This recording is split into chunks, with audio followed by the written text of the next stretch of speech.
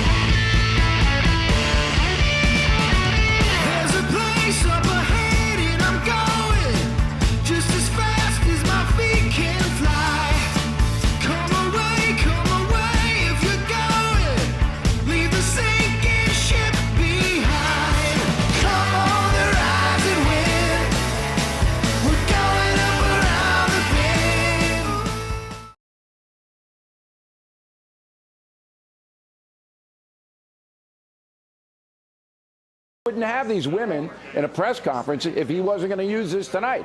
He's going to use this. Ms. Linsky, last word. Yeah, absolutely. I think that what he would need to show to that Grand Slam is some sort of contrition that we've never seen before from Trump. And that press conference he just held does not send any sort of signal that that element of contrition is there. So, you know, well, we'll see in less than an hour whether he throws himself on the mercy of the court. Good debate, you guys. I really appreciate you coming on Sunday. Next on the rundown, Charles Krauthammer has some thoughts. Then Austin Goolsbee and Bob Woodward. Factor's coming right back.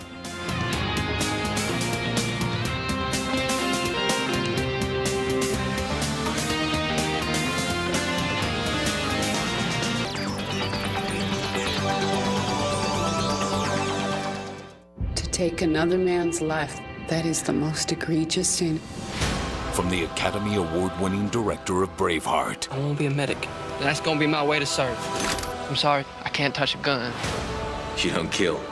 I'm not gonna pretend to be something I'm not. Based on the incredible true story. I fell in love with you because you weren't like anyone else.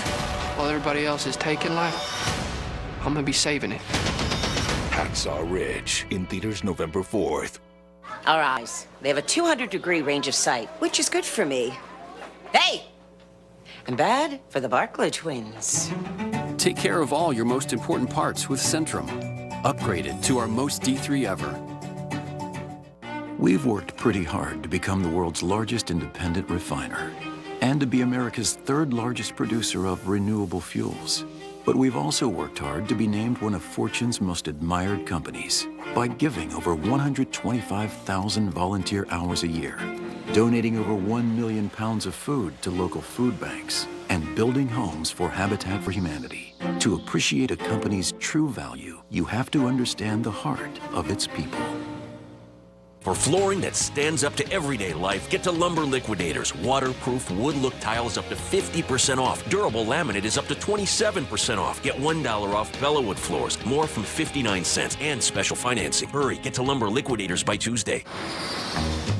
For the last 5 days, 17 hours, and 23 minutes, you've been a passenger.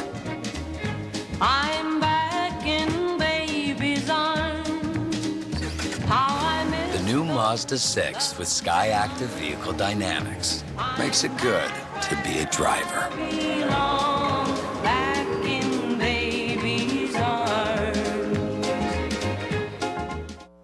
What gets you out of bed? Is it just a routine, or is it something greater? Somewhere inside each of us is a calling. But it can't be bought, borrowed, or given to you. Your calling is unlike any other, and it has to be discovered. Liberty University, right now. Discover your calling at liberty.edu. Whether it's connecting one of the world's most innovative campuses or bringing Wi-Fi to 65,000 fans, businesses count on communication, and communication counts on CenturyLink. CenturyLink, your link to what's next. People say, let's just get a sandwich or something. Or something? You don't just graduate from medical school or something. And we don't just pull smoked chicken, bake fresh focaccia, and hand-slice avocado. There's nothing or something about it. Continuing now with this pre-debate edition of The Factor, joining us from Washington, Charles Krauthammer. Now, on Bear's show a couple hours ago, you said that you believe that Donald Trump's going to go scorched earth in the debate.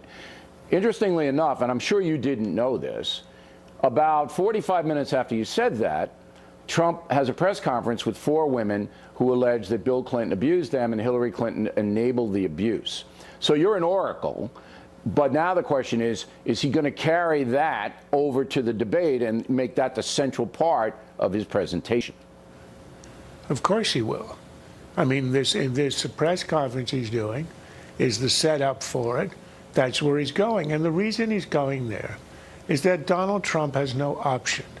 A normal politician would have 2 options. One is sincere contrition, avoid the subject, deflect, go on to things where you're strong, and exploit Hillary's revelations about her two-facedness. that comes out of the revelations about her on Friday. But Donald Trump is not a normal politician. 2 reasons. Number one, he cannot fake contrition well enough for it to be believable. It would have to be an act, and he's incapable of it. If you saw his televised apologies since the tape release, they look like a hostage tape until the part where he attacks the Clintons. And then you can see the fire in his eyes. Now, wait, let me the stop sincerity. you there. As a psychiatrist, are you saying that Donald Trump is incapable of contrition? Bill, I've told you this 50 times. I am a psychiatrist, but I do not play one on television. As a layman watching him, you watch the tape where he says, I apologize, and you know he's reading it. So that's number one, incapable of. He never has been contrite for a year and a half. He's not going to start now. But the second reason is even stronger, and it has to do with this particular offense. He feels he's being wronged. He feels he's being singled out. He feels there's a double standard. He feels this is what guys always do. And as he said himself, Bill Clinton has done worse on the golf course. So why am I being crucified? His attack today was on whom? It was on Republicans for being hypocrites. He is not going to apologize with any sincerity for an offense that he doesn't believe is an offense. But you do expect him to at least mouth the words? Yes. Okay. And now, then he will move on very quickly and as I to said, attack. And as I said in the first segment, it's the American people who will decide whether Donald Trump is destroyed or not after watching this evening. But there's something, and I brought this up on Friday when the story first broke. Bill Clinton, in all of the polls, he's a very popular politician to this day. He's in the 60s in some of the polls, favorability, all right?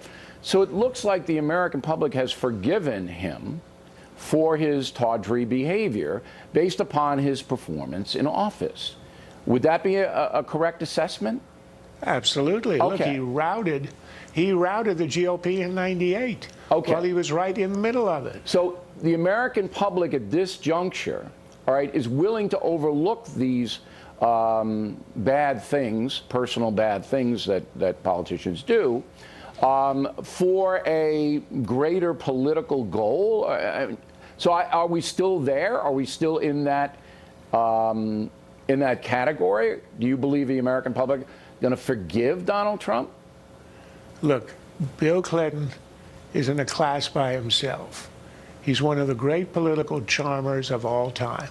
So he had 2 things going for him. Number one, he had this charming personality, almost like, the lovable rogue. That was his image, and he played it very well. The second thing is he had a successful presidency. The country was experiencing prosperous peace, this was after the Cold War, and prosperity. There was a tranquility in the world and at home unlike any since the end of the Second World War. And it was on his watch. You can attribute it to him or not. That doesn't matter. But that explains why he was given a pass. These were unique circumstances. For any other politician to tape like this, that's his only hope, is to do the scorched earth, the nuclear option. He's at DEFCON 3 right now. And if he can engage her in this, in a mud fight where they both come out with mud, then in a sense he wins, because at least he evens the playing field.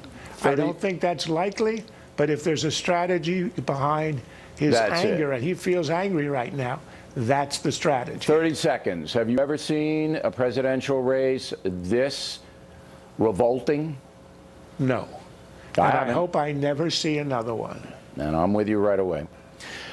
Charles Krauthammer, directly ahead, Dr. Austin Goolsbee, on whether Hillary Clinton also has vulnerabilities tonight. Then Bob Woodward has the inside story on the Trump audio tape reporting from the Washington Post. Moments away.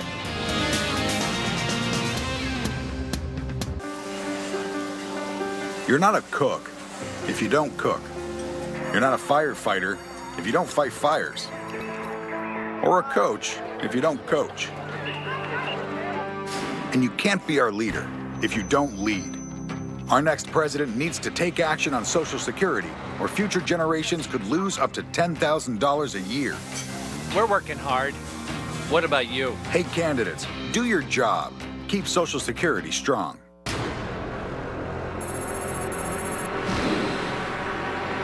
time has come for a wall. A tremendous wall. The best wall.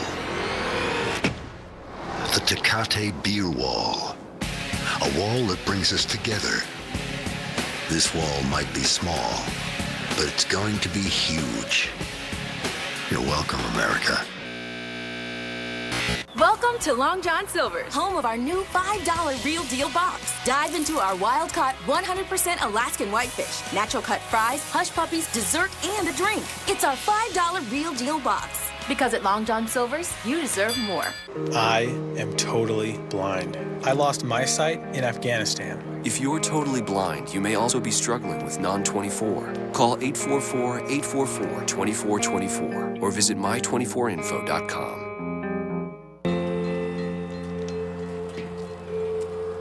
Big day? The usual. Move some new. Bought a bunch of steel. Kept the supermarket shelves stocked. Made sure everyone got their latest gadgets. What's up for the next shift? Nothing much. Just keeping the lights on. Nice. Doing the big things that move an economy. See you tomorrow, Mac. See you tomorrow, Sam. Just another day at Norfolk Southern. Live post-debate fallout, all the political drama and impact on America's undecided. First, Megan breaks down every angle. Then Sean gets must-see analysis.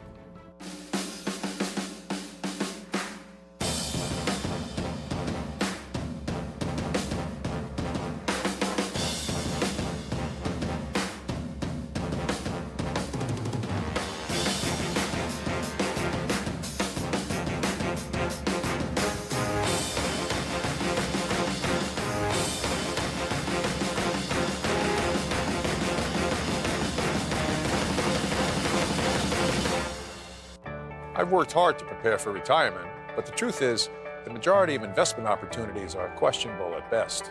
So I was always looking for that right opportunity, and National Realty was far and away the best fit for me. They actually find the right investment opportunities and manage every detail of the process. The results have been nothing short of incredible. There is no company out there who has had more success turning real estate investment dreams into reality. Get 12% return. New York Property, 201-210-2727.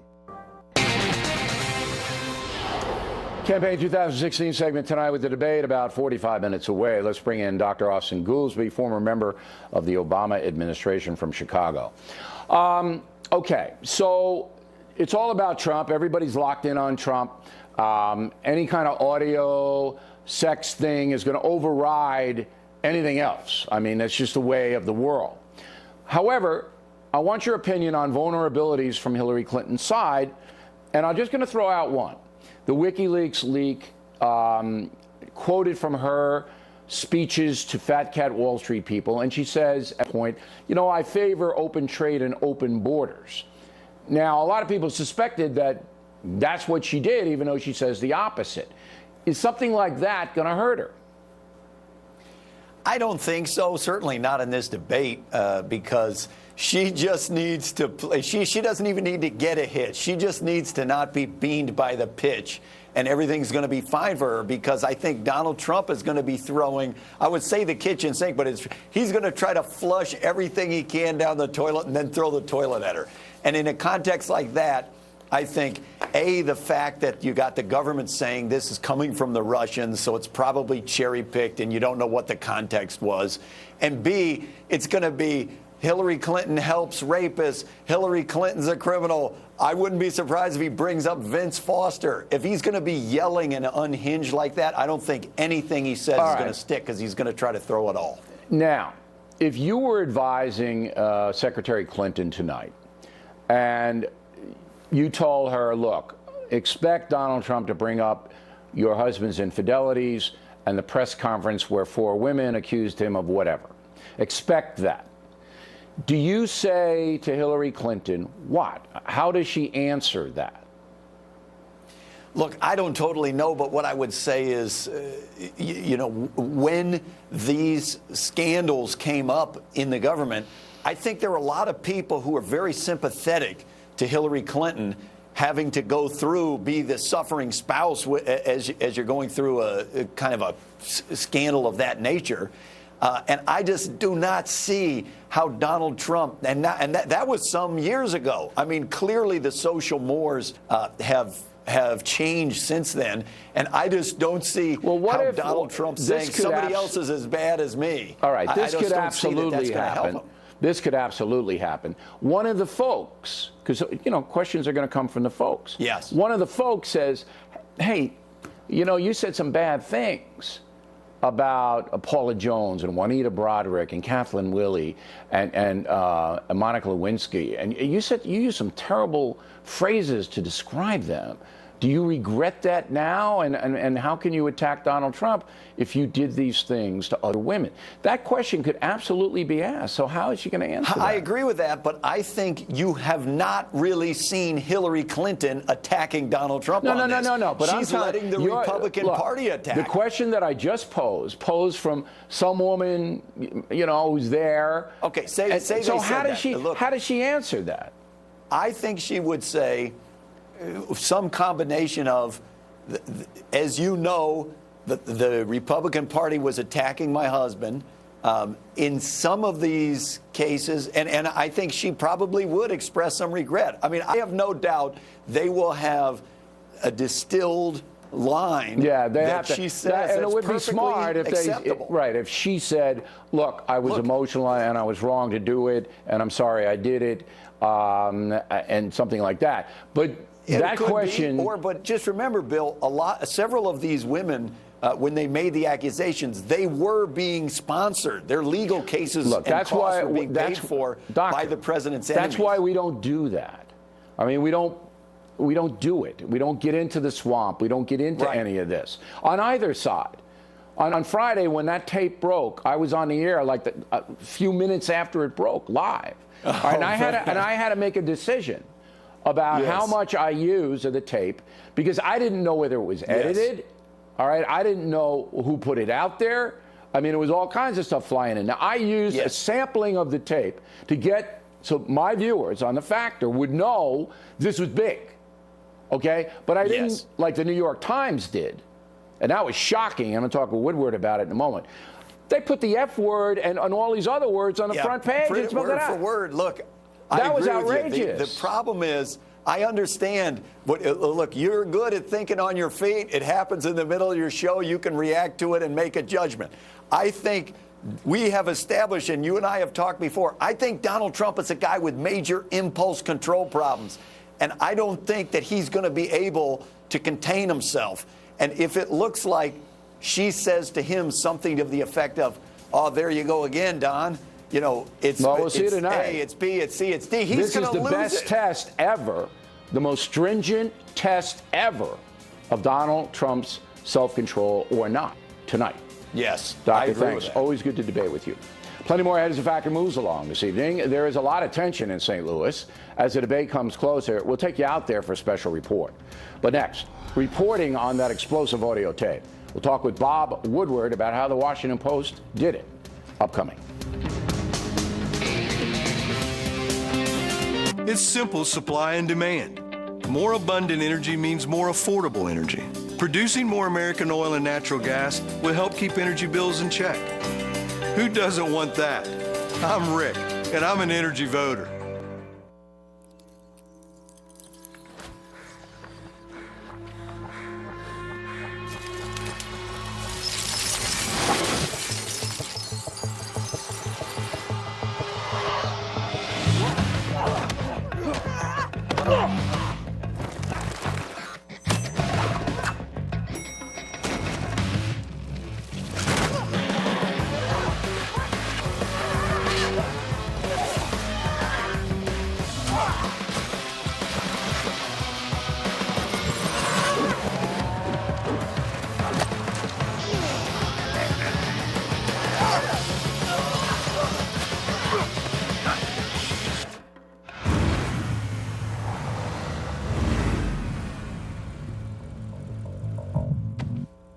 think so.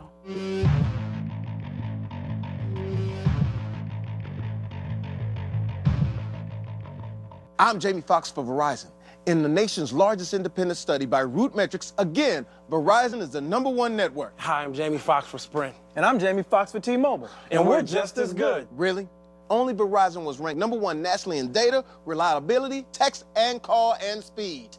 Yeah. And you're gonna fist pump today? Get out of my sight. Don't get fooled by a cut rate network. Verizon gives you tons of data without all the restrictions. Get 20 gigs and 4 lines for only $160 with no surprise overages on America's best network. President Reagan.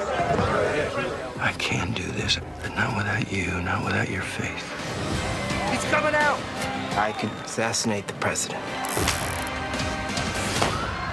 That's confirmed. He has been hit. I walked into this hospital, and I want to walk out. All set? Killing Reagan, a movie event, premieres Sunday, October 16th on the National Geographic Channel.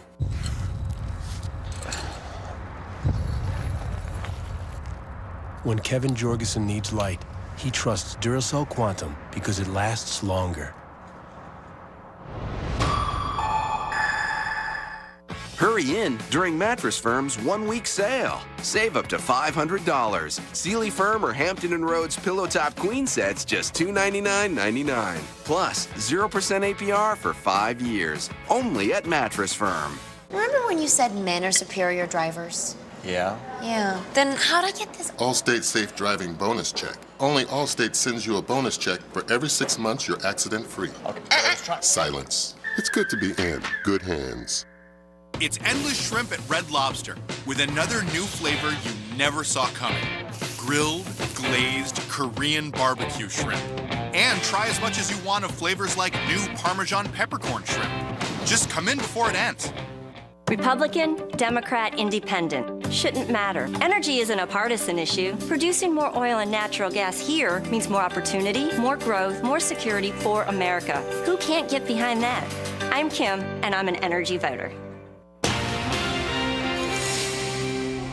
In the back segment tonight, the press reporting on the audio tape that has severely damaged Donald Trump.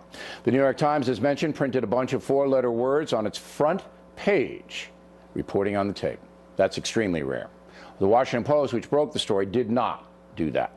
However, there was one falsehood in the initial report that Trump had unilaterally attacked the Clinton marriage. We pointed that out on Friday. It was in response to being called a misogynist. Now, the Post reporter, David Fahrenthold, was given the audio, apparently by somebody associated with the NBC program Access Hollywood. Joining us now from Washington, the associate editor of the Washington Post, Bob Woodward. Were you involved with any of this? Okay. Not at all. So I want to ask you journalism questions because this parallels what you did somewhat in the Watergate investigation. In the article by Fahrenthold, he did not explain how he got the tape. Now, we don't expect him to say who gave it to him because, you know, that's a confidential source. But it didn't really tell the reader how it got to him. Should he have? Well, he has said now publicly that he's not sure of the motive of the person who gave it to him. I think key here is motive, and you always want to explore it. But in this case, Trump has acknowledged the authenticity of it, and I think at least so far it's turned out to be the most explosive story of the campaign. So there's no doubt it's a story. It's authentic. I think once it's established, or once David, is willing to say this is where it came from, or this is the type of person who gave it to me, that's a relevant footnote. Yeah, but I want to point out again, he did not do that in the initial report. It was only in a follow-up report by a different reporter, Farhi, that came out. And I Yes. raised the question with you because you and Bernstein in your reporting were meticulous in saying we got this information from this kind of a person. You nicknamed the person, Deep Throat. Okay? So did you told the reader where this was coming from and how it was evolving, along with reporting what you learned, which I think is important because you raised it. What is the motive is not as important as the tape. Obviously, the tape is the story, that a presidential candidate would use this kind of vile language in speaking about women. That's the story. But there's another important story on whether this tape was held back for 2 days before a debate, whether NBC had anything to do with it. Those are all important things, are they not? Yes, but they're not central. But back in the Watergate era, Carl Bernstein and I could work 2 or 3 weeks on a story. There was no internet. There was none of that impatience and speed driving things. And in this case, and David has said this publicly, that he got the tape, they authenticated it, they were under lots of pressure. Somebody else was going to, I guess NBC itself or... Yeah, they were supposed to run it on Monday. But again, I thought the article was incomplete. I think that they could have, because certainly the reporter knows who gave it to him, how it got to him, and had to ask on a follow-up questions, why now? Were you instructed to give it to me? Did a major news organization, and I'm not implying that NBC did. I wouldn't dwell on that at all. Look, every story is incomplete, particularly in this era where we will do 5 versions of a story over a 24-hour period. Even less. I mean, it's every hour that's being revised on the internet. Okay, I get your point. And so I think, what to point out here is there's been much criticism. The mainstream media is not really doing a very good job, and it's all, it's Politico and BuzzFeed and so forth.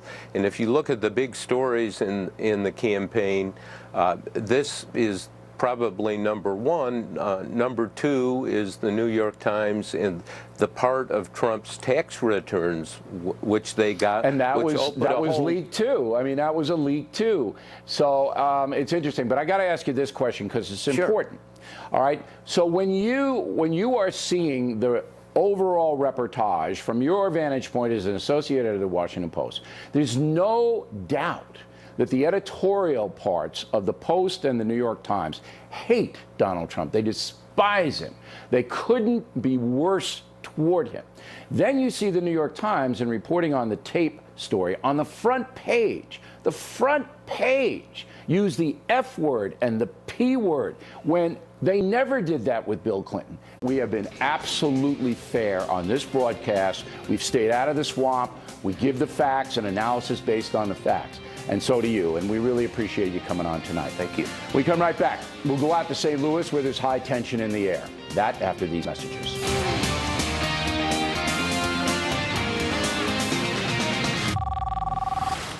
Do you like puzzles? They call him the accountant. Got a PhD in black money. He has evaded every government agency. We need to know his secrets, who he is. If you go down this road, you can't go back.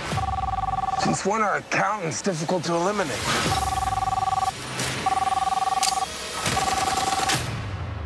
Hello. Do you like puzzles? The Accountant, rated R. Want longer-lasting heartburn relief? Try Duo Fusion.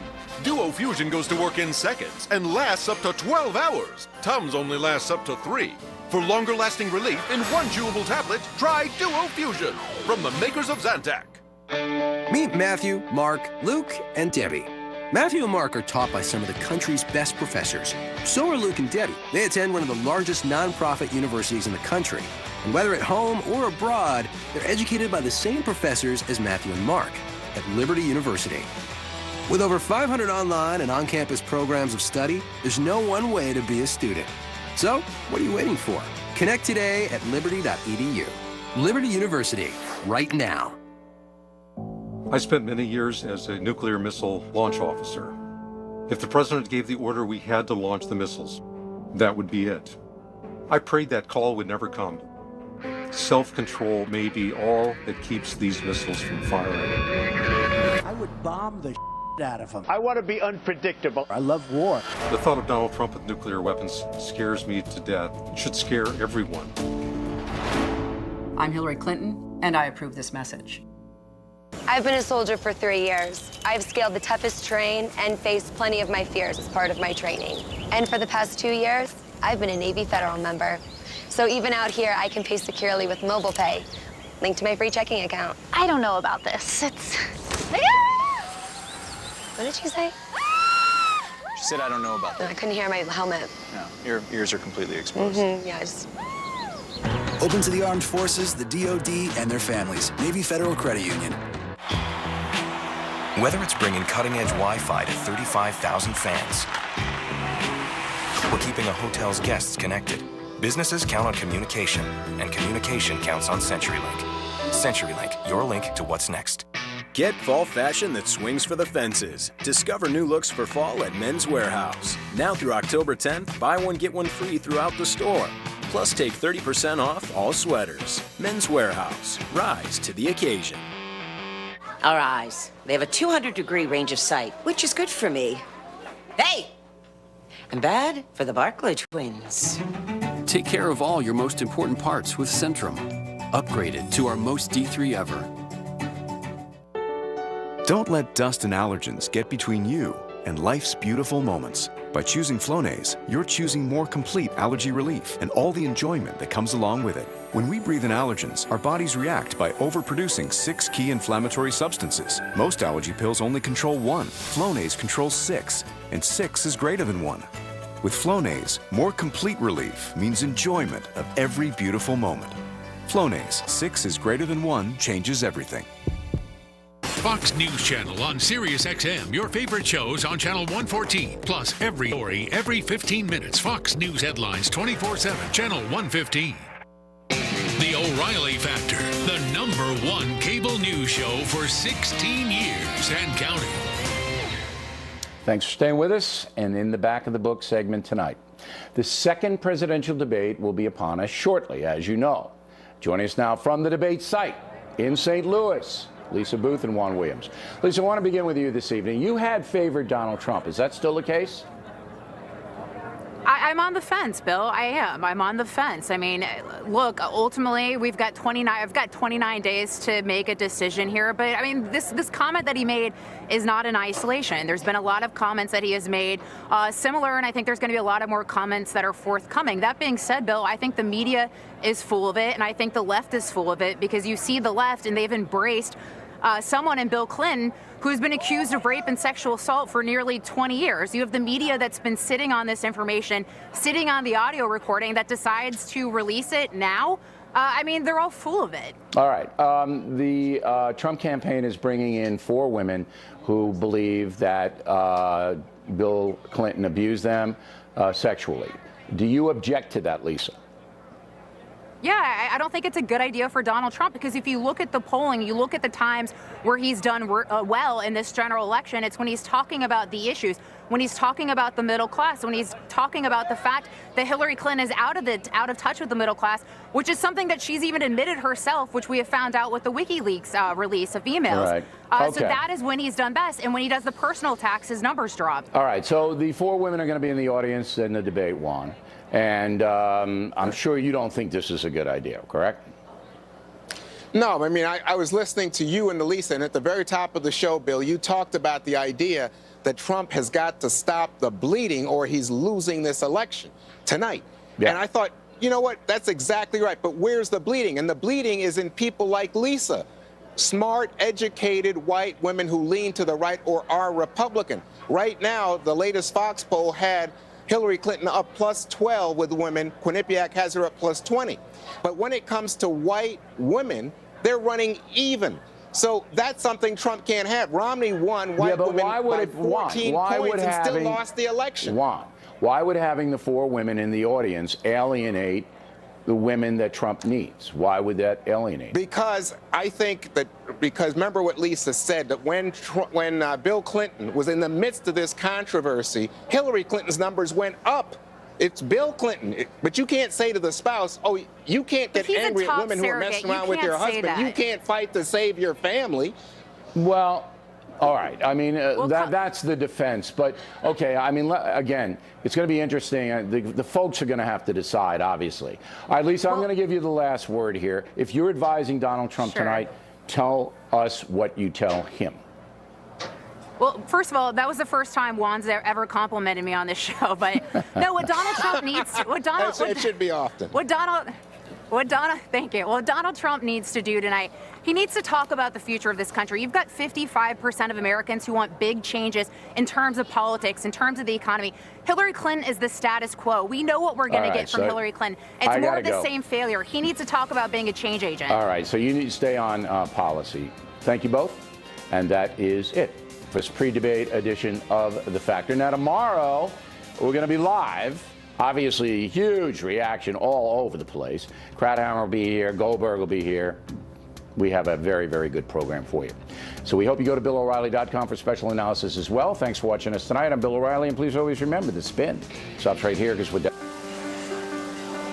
You're not a cook if you don't cook. You're not a firefighter if you don't fight fires. Or a coach if you don't coach. And you can't be our leader if you don't lead. Our next president needs to take action on Social Security, or future generations could lose up to $10,000 a year. We're working hard. What about you? Hey, candidates, do your job. Keep Social Security strong.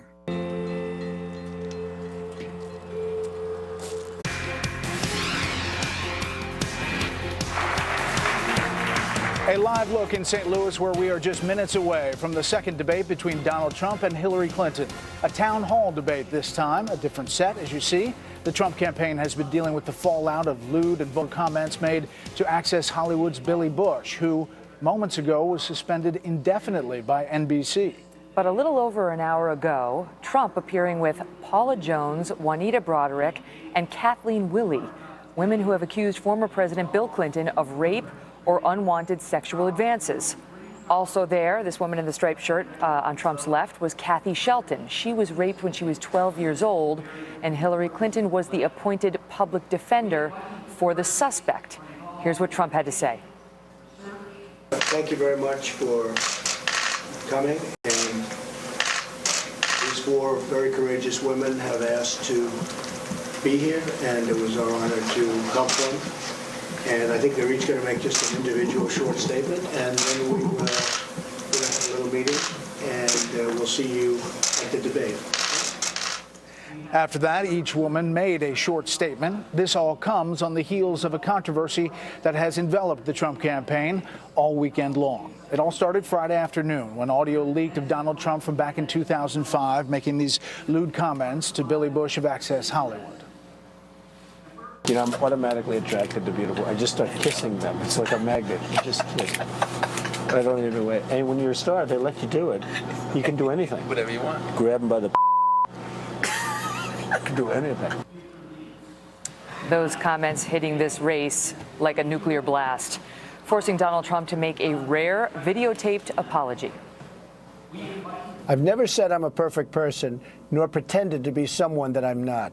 I've said and done things I regret, and the words released today on this more than a decade-old video are one of them. Anyone who knows me knows these words don't reflect who I am. I said it, I was wrong, and I apologize. Hillary Clinton with some troubles of her own. WikiLeaks posting what it claims were thousands of hacked emails containing excerpts of Mrs. Clinton's paid Wall Street speeches. They included comments where Hillary Clinton described the, quote, sausage-making of politics and having a very different position in private than she has in public. So there we are. The table is set. With that, let's bring in our panel here in St. Louis, Tucker Carlson, Laura Ingraham, and Juan Williams. And back in New York, Dana Perino. Okay, Tucker, this has been bizarre. The stakes here in this debate set the table. Well, they're everything, and Trump has decided to go all the way. We've been debating over the last 24 hours, should he apologize? You know, how should he handle this? And it's an interesting and tough question politically. He clearly, by his Facebook Live event with these women, has decided not simply to attack Hillary Clinton, and you can debate whether that's a good idea or not, but to attack basically the entire American establishment, the press, which despises him. He knows he's never going to win them back. But basically the keepers of American standards. And his idea, I think, is that there's an audience for this. And there are a lot of people who feel lectured at, hectored by, judged by people who've succeeded in this country over the last 10 years, and they don't like it. And by trotting out this stuff, Trump is basically saying, You don't like these people, you want to give them the finger, I'm your man. You know, we can assess whether that works or not, but I think that's what's really happening. It's not just about Hillary, it's against the American establishment. Laura, you've been a staunch defender of Donald Trump's all along, and yet here he is on tape. It's not like he was 20. It was 11 years ago, saying he is advocating sexual assault of women by himself, bragging about trying to seduce a married woman. What do you make of it? That was appalling.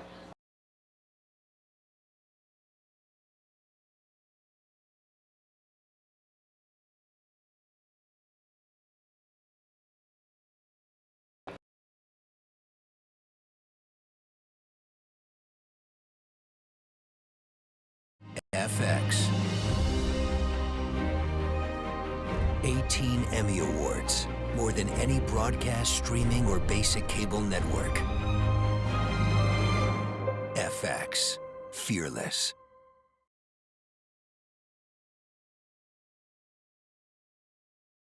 By the objectification of women. I mean, I don't think anyone buys this. And I think Trump's vulgar comments notwithstanding, our country is in decline.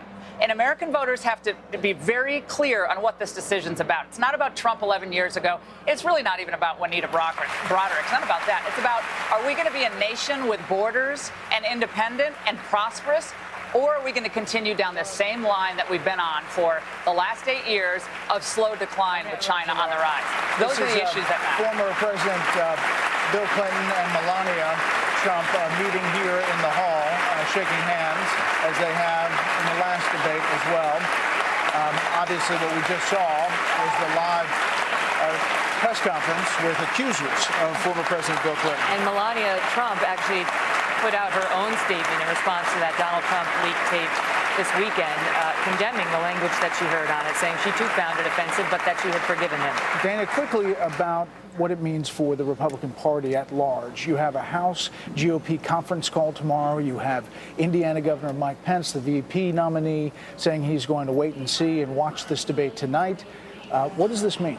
Well, you saw a relatively small but a stampede of Republicans over the weekend saying, okay, I'm going to distance myself. I think the Republicans tomorrow morning, the leadership will say, when it comes to your races in the House and Senate, save yourselves, do whatever you have to do, because they will be tied back to this. The Democrats will use this past weekend to their advantage. The other thing I wonder today is how Donald Trump will present himself tonight as the leader of the Republican Party who worries about down ballot races, or the person who wants to just put it all on red and let it ride. And I think that's what he did tonight when he did that press conference. It's been a fantasy for a lot of people on the right to imagine what would it be like for Hillary Clinton to have to confront these accusers in person. Now they're going to be here in the audience, and I think America's school children have just been told to go to bed. Juan, we'll talk to you right after the break. We're looking live at the moderators, CNN's Anderson Cooper and ABC's Martha Raddatz, talking to the crowd as other debate moderators have. They'll get about half the questions, and the audience will get the other half. So there'll be plenty of audience participation, and they were getting questions from these audience members as recently as this morning. They're going to have a lot of questions to get to, and there's going to be, you know, Juan, we have 15 to 20 seconds. Let's squeeze you in. Well, I think that, you know, what's interesting to me is that Donald Trump famously said he could shoot a man on Fifth Avenue and his base would still be with him. I think there are Trump people who are still with him. The question is, tonight, where the undecided go, and I think overwhelmingly we can agree that there are white suburban women in places like Montgomery County outside of Philadelphia or outside of Columbus, Ohio, and that's who this debate is for. And Trump is on the defensive right now with that group. I think that he thinks that if he doesn't come through, this is over. So we're going to take a very quick break. You won't miss a thing. And when we come back, the candidates will come out. We'll see the body language, the greeting, and then the debate.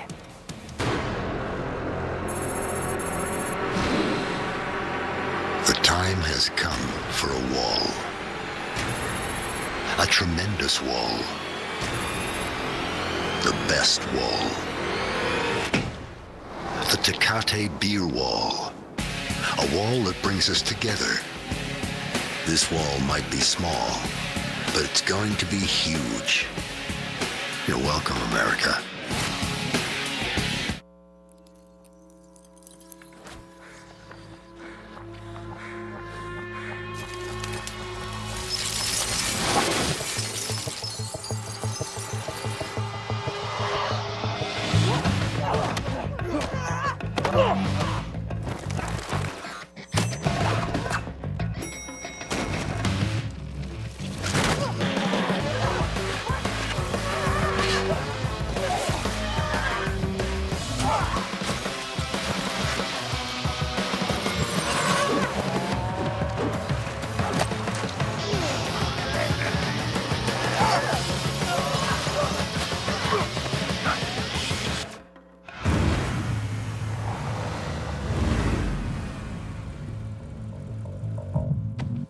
I don't think so.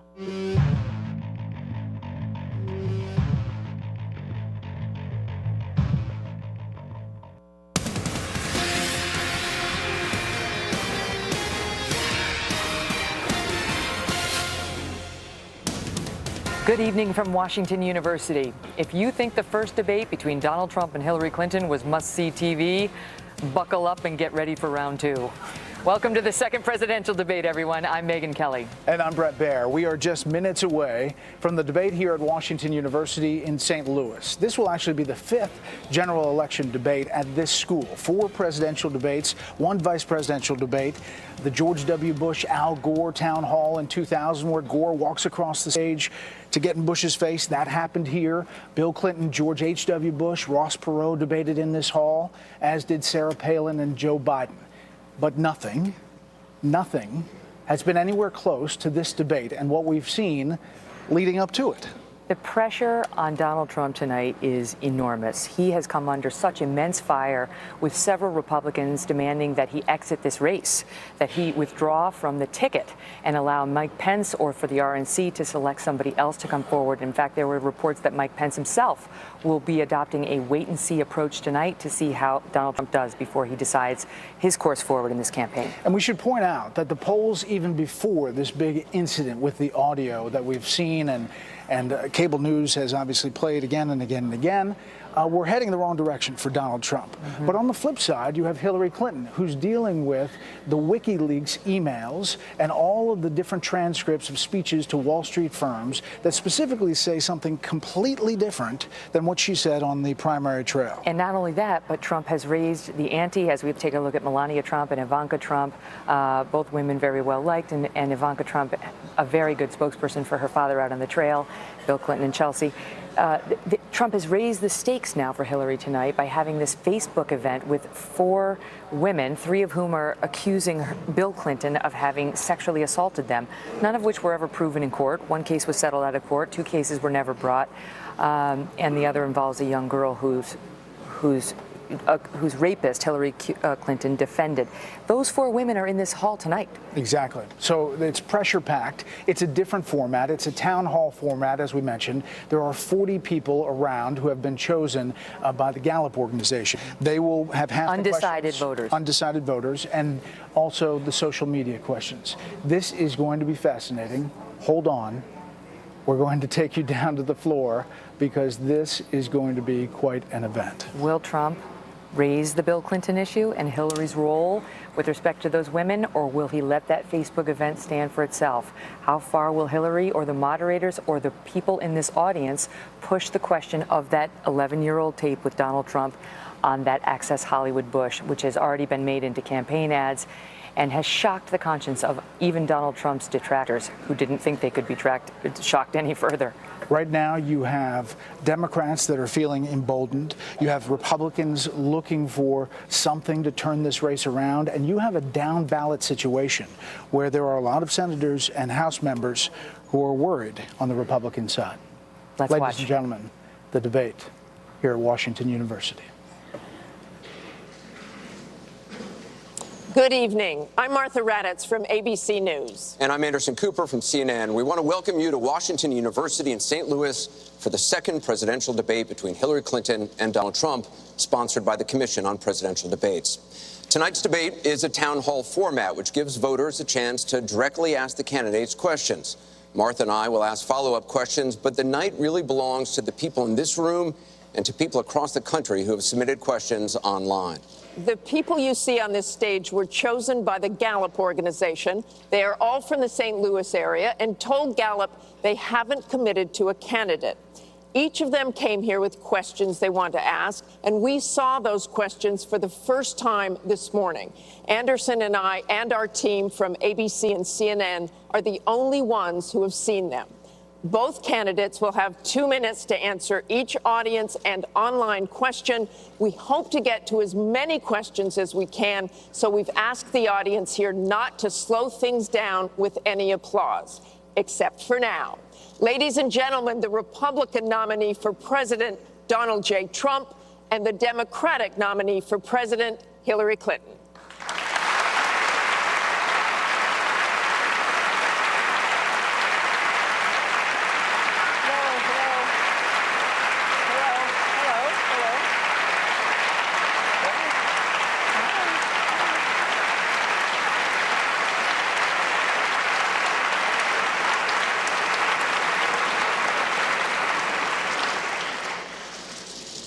Thank you very much for being here. We're going to begin with a question from one of the members in our town hall. Each of you will have 2 minutes to respond to this question. Secretary Clinton, you won the coin toss, so you'll go first. Our first question comes from Patrice Brock.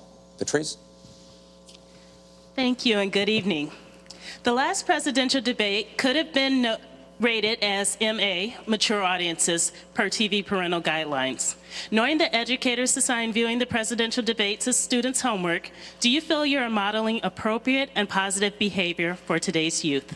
Well, thank you. Are you a teacher? Yes, I think that that's a very good question, because I've heard from lots of teachers and parents about some of their concerns about some of the things that are being said and done in this campaign. And I think it is very important for us to make clear to our children that our country really is great because we're good. And we are going to respect one another, lift each other up. We are going to be looking for ways to celebrate our diversity. And we are going to try to reach out to every boy and girl, as well as every adult, to bring them in to working on behalf of our country. I have a very positive and optimistic view about what we can do together. That's why the slogan of my campaign is Stronger Together. Because I think if we work together, if we overcome the divisiveness that sometimes sets Americans against one another, and instead we make some big goals, and I've set forth some big goals, getting the economy to work for everyone, not just those at the top, making sure that we have the best education system from preschool through college and making it affordable, and so much else. If we set those goals and we go together to try to achieve them, there's nothing, in my opinion, that America can't do. So that's why I hope that we will come together in this campaign. Obviously, I'm hoping to earn your vote. I'm hoping to be elected in November, and I can promise you I will work with every American. I want to be the president for all Americans, regardless of your political beliefs, where you come from, what you look like, your religion. I want us to heal our country and bring it together, because that's, I think, the best way for us to get the future that our children and our grandchildren deserve. Secretary Clinton, thank you. Mr. Trump, you have 2 minutes. Well, I actually agree with that. I agree with everything she said. I began this campaign because I was so tired of seeing such foolish things happen to our country. This is a great country. This is a great land. I've gotten to know the people of the country over the last year and a half that I've been doing this as a politician. I cannot believe I'm saying that about myself, but I guess I have been a politician. And my whole concept was to make America great again. When I watch the deals being made, when I watch what's happening with some horrible things like Obamacare, where your health insurance and health care is going up by numbers that are astronomical, 68%, 59%, 71%. When I look at the Iran deal and how bad a deal it is for us, it's a one-sided transaction where we're giving back $150 billion to a terrorist state, really the #1 terrorist state. We've made them a strong country from really a very weak country just 3 years ago. When I look at all of the things that I see and all of the potential that our country has, we have such tremendous potential, whether it's in business and trade, where we're doing so badly. Last year, we had an almost $800 billion trade deficit. In other words, trading with other countries, we had an $800 billion deficit. It's hard to believe. Inconceivable. You say, who's making these deals? We're going to make great trade deals. We're going to have a strong border. We're going to bring back law and order. Just today, policeman was shot, 2 killed, and this is happening on a weekly basis. We have to bring back respect to law enforcement. At the same time, we have to take care of people on all sides. We need justice. But I want to do things that haven't been done, including fixing and making our inner cities better for the African-American citizens that are so great, and for the Latinos, Hispanics. And I look forward to doing it. It's called Make America Great Again. Thank you, Mr. Trump. The question from Patrice was about, are you both modeling positive and appropriate behaviors for today's youth? We received a lot of questions online, Mr. Trump, about the tape that was released on Friday. As you can imagine, you called what you said locker room banter. You described kissing women without consent, grabbing their genitals. That is sexual assault. You brag that you have sexually assaulted women. Do you understand that? No, I didn't say that at all. I don't think you understood what was said. This was locker room talk. I'm not proud of it. I apologize to my family. I apologize to the American people. Certainly, I'm not proud of it. But this is locker room talk. You know, when we have a world where you have ISIS chopping off heads, where you have, and frankly, drowning people in steel cages, where you have wars and horrible, horrible sights all over, where you have so many bad things happening. This is like medieval times. We haven't seen anything like this, the carnage all over the world. And they look and they see. Can you imagine the people that are, frankly, doing so well against us with ISIS? And they look at our country and they see what's going on. Yes, I'm very embarrassed by it. I hate it. But it's locker room talk, and it's one of those things. I will knock the hell out of ISIS. We're going to defeat ISIS. ISIS happened a number of years ago in a vacuum that was left because of bad judgment. And I will tell you, I will take care of ISIS. So, Mr. And Trump, we should get on to much more important things and much bigger things. Just for the record, though, are you saying that what you said on that bus 11 years ago, that you did not actually kiss women without consent or grope women without consent? I have great respect for women. Nobody has more respect for women than I do. So for the record, you're saying you never did that? I said things that, frankly, you hear these things are said. And I was embarrassed by it, but I have tremendous respect for women. Have you ever done those women things? Have respect for me. And I will tell you, no, I have not. And I will tell you that I'm going to make our country safe. We're going to have borders in our country, which we don't have now. People are pouring into our country, and they're coming in from the Middle East and other places. We're going to make America safe again. We're going to make America great again, but we're going to make America safe again. And we're going to make America wealthy again, because if you don't do that, it sounds harsh to say, but we have to build up the wealth of our nation. Right now, other nations are taking our jobs and they're taking our wealth. Thank you, Mr. And that's what I want to talk about. Secretary Clinton, do you want to respond? Well, like everyone else, I've spent a lot of time thinking over the last 48 hours about what we heard and saw. You know, with prior Republican nominees for president, I disagreed with them on politics, policies, principles, but I never questioned their fitness to serve. Donald Trump is different. I said starting back in June that he was not fit to be president and commander-in-chief. And many Republicans and independents have said the same thing. What we all saw and heard on Friday was Donald talking about women, what he thinks about women, what he does to women. And he has said that the video doesn't represent who he is, but I think it's clear to anyone who heard it that it represents exactly who he is, because we've seen this throughout the campaign. We have seen him insult women. We've seen him rate women on their appearance, ranking them from 1 to 10. We've seen him embarrass women on TV and on Twitter. We saw him after the first debate spend nearly a week denigrating a former Miss Universe in the harshest, most personal terms. So, yes, this is who Donald Trump is. But it's not only women, and it's not only this video that raises questions about his fitness to be our president, because he has also targeted immigrants, African Americans, Latinos, people with disabilities, POWs, Muslims, and so many others.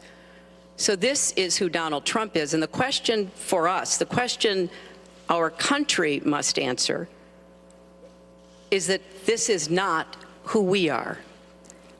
That's why, to go back to your question, I want to send a message, we all should, to every boy and girl, and indeed to the entire world, that America already is great, but we are great because we are good.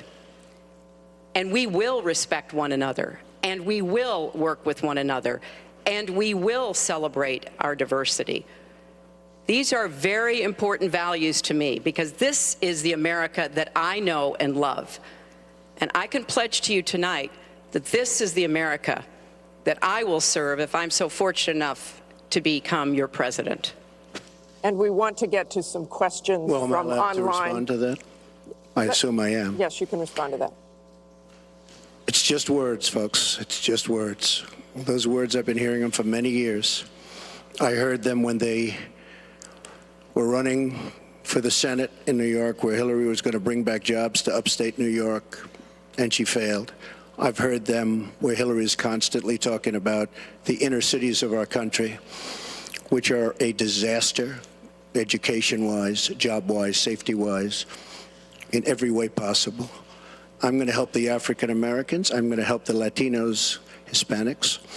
I am going to help the inner cities. She's done a terrible job for the African Americans. She wants their vote, and she does nothing, and then she comes back 4 years later. We saw that firsthand when she was a United States Senator. She campaigned where the primary part of her campaign. I want to get to audience questions and online questions. So she's allowed to do that, but I'm not allowed to respond. You're going to get to respond right now. That sounds fair. This tape is generating intense interest. In just 48 hours, it's become the single most talked about story of the entire 2016 election on Facebook, with millions and millions of people discussing it on the social network. As we said a moment ago, we do want to bring in questions from voters around the country via social media, and our first stays on this topic. Jeff from Ohio asks on Facebook, Trump says the campaign has changed him. When did that happen? So, Mr. Trump, let me add to that. When you walked off that bus at age 59, were you a different man, or did that behavior continue until just recently? And you have 2 minutes for this. As I told you, that was locker room talk. I'm not proud of it. I am a person who has great respect for people, for my family, for the people of this country, and certainly I'm not proud of it. But that was something that happened. If you look at Bill Clinton, far worse, minor words, and his was action. His was what he's done to women. There's never been anybody in the history of politics in this nation that's been so abusive to women. So you can say any way you want to say it, but Bill Clinton was abusive to women. Hillary Clinton attacked those same women and attacked them viciously. 4 of them are here tonight. One of the women, who is a wonderful woman, at 12 years old, was raped at 12. Her client, she represented, got him off, and she's seen laughing on 2 separate occasions, laughing at the girl who was raped. Kathy Shelton, that young woman, is here with us tonight. So don't tell me about words. I apologize for those words. But it is things that people say. But what President Clinton did, he was impeached. He lost his license to practice law. He had to pay an $850,000 fine to one of the women, Paula Jones, who's also here tonight. And I will tell you that when Hillary brings up a point like that, and she talks about words that I said 11 years ago, I think it's disgraceful, and I think she should be ashamed of herself, if you want to know the truth. Can we please hold the applause? Secretary Clinton, you have 2 minutes. Well, first, let me start by saying that so much of what he's just said is not right, but he gets to run his campaign any way he chooses. He gets to decide what he wants to talk about. Instead of answering people's questions, talking about our agenda, laying out the plans that we have that we think can make a better life and a better country, that's his choice. When I hear something like that, I am reminded of what my friend Michelle Obama advised us all. When they go low, you go high.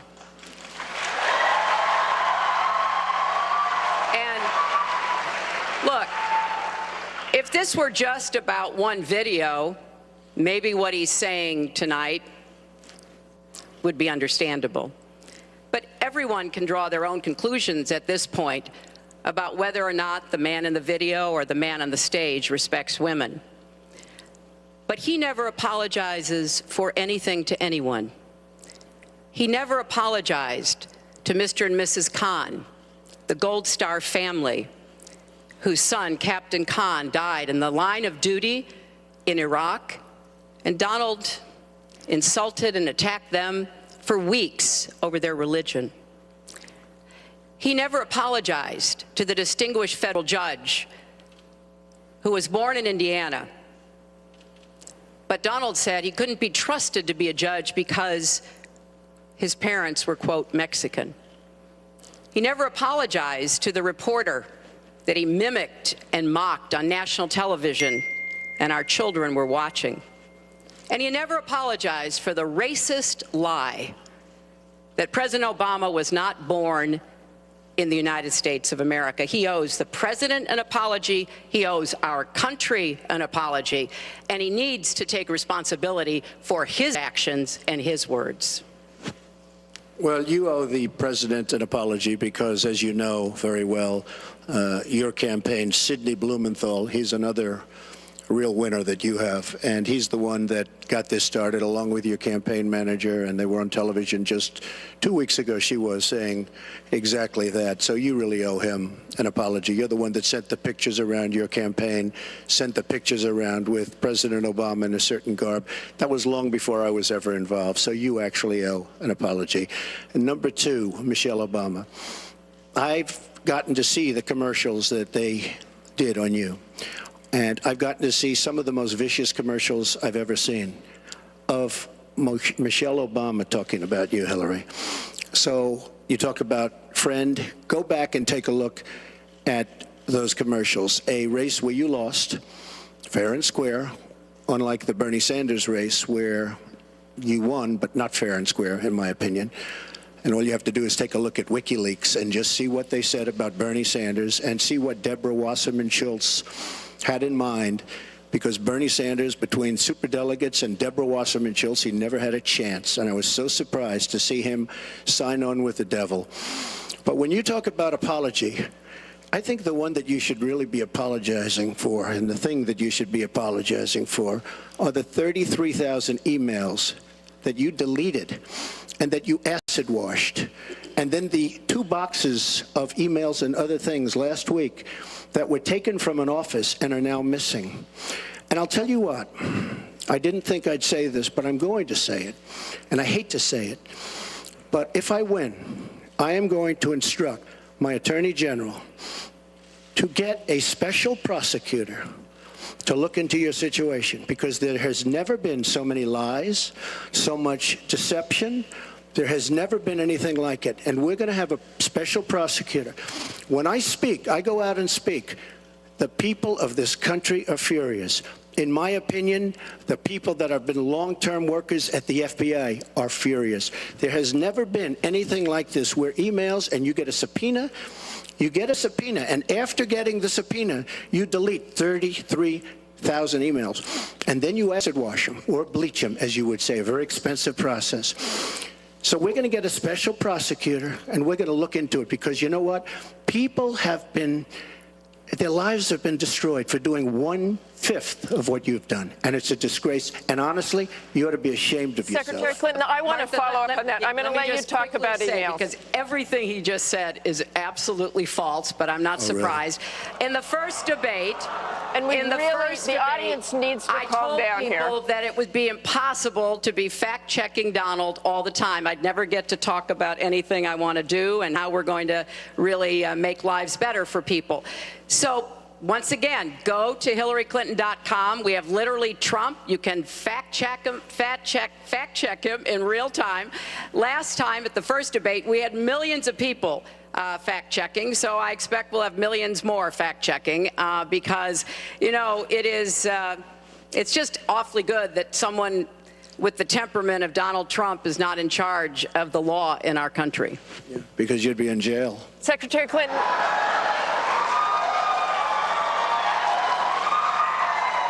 We want to remind the audience to please not talk out loud. Please do not applaud. You're just wasting time. And Secretary Clinton, I do want to follow up on emails. You've said your handling of your emails was a mistake. You disagreed with FBI Director James Comey, calling your handling of classified information, quote, extremely careless. The FBI said that there were 110 classified emails that were exchanged, 8 of which were top secret, and that it was possible hostile actors did gain access to those emails. You don't call that extremely careless? Well, Martha, first let me say, and I've said it before, but I'll repeat it because I want everyone to hear it, that was a mistake, and I take responsibility for using a personal email account. Obviously, if I were to do it over again, I would not. I'm not making any excuses.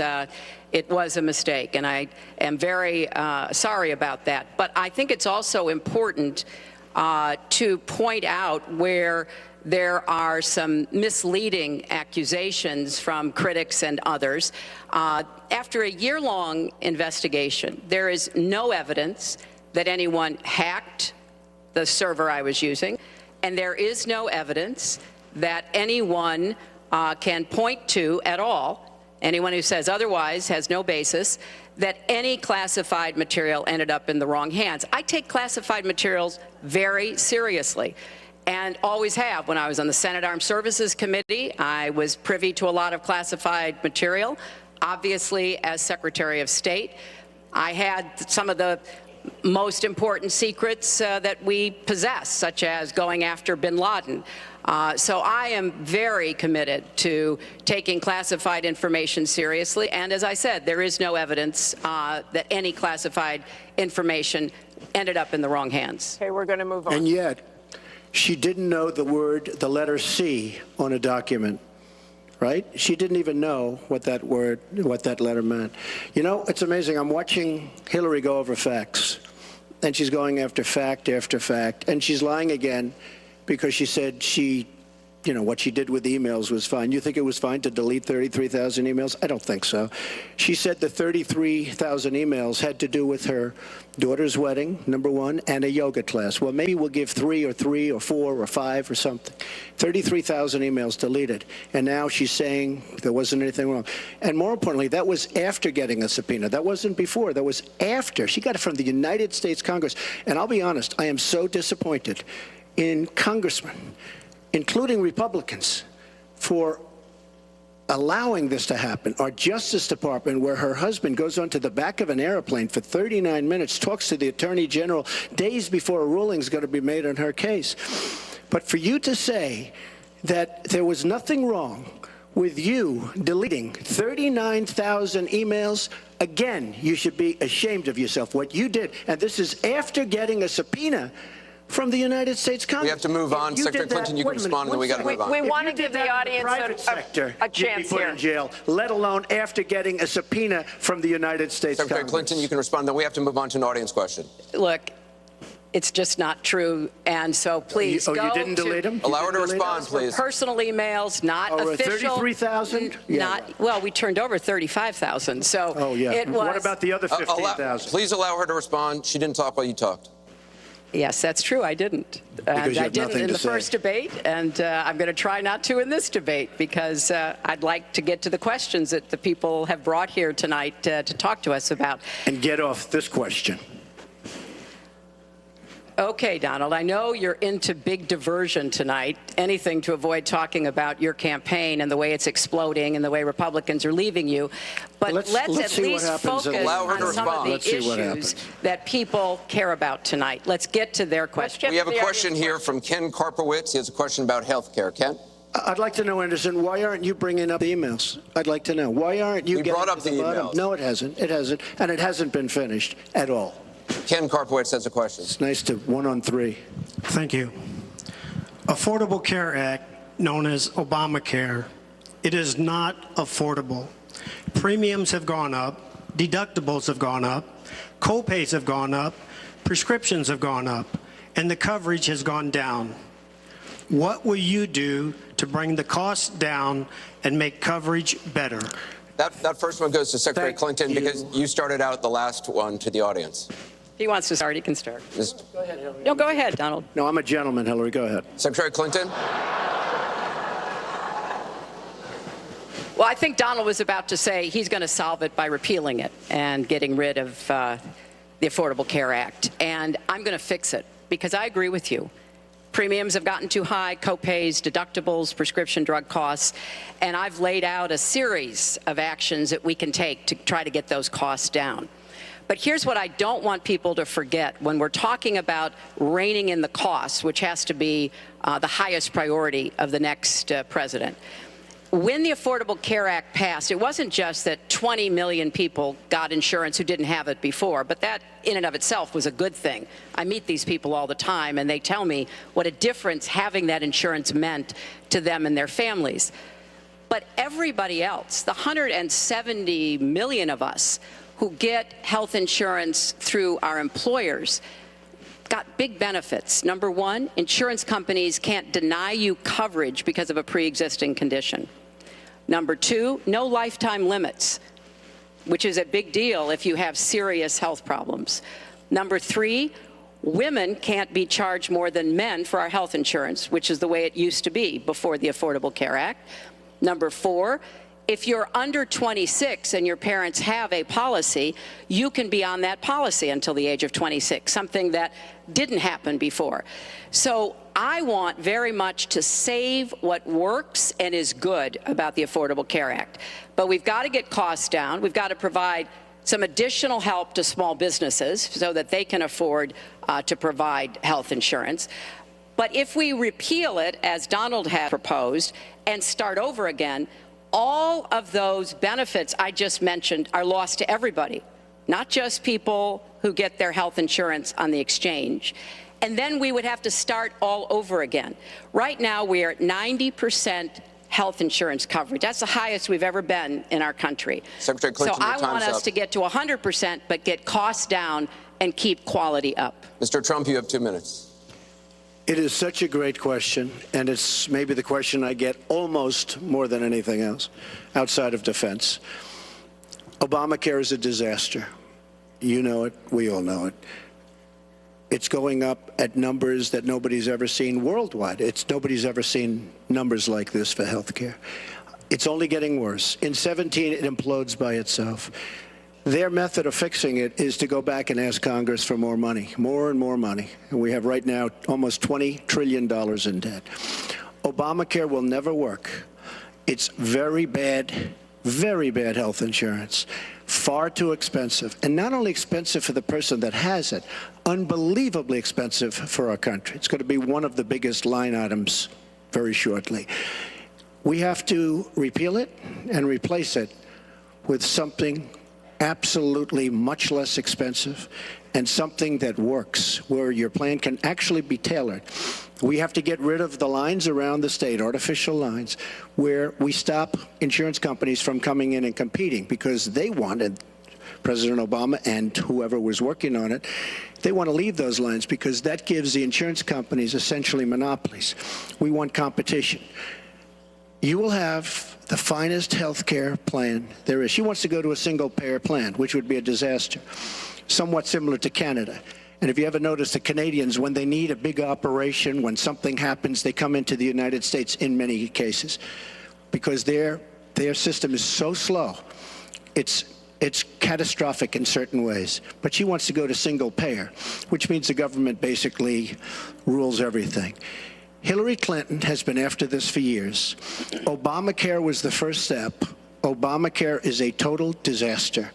And not only are your rates going up by numbers that nobody's ever believed, but your deductibles are going up. So that unless you get hit by a truck, you're never going to be able to use it. Mr. Trump, it is a disastrous plan, and it has to be repealed and replaced. Secretary Clinton, let me follow up with you. Your husband called Obamacare, quote, the craziest thing in the world, saying that small business owners are getting killed as premiums double, coverage is cut in half.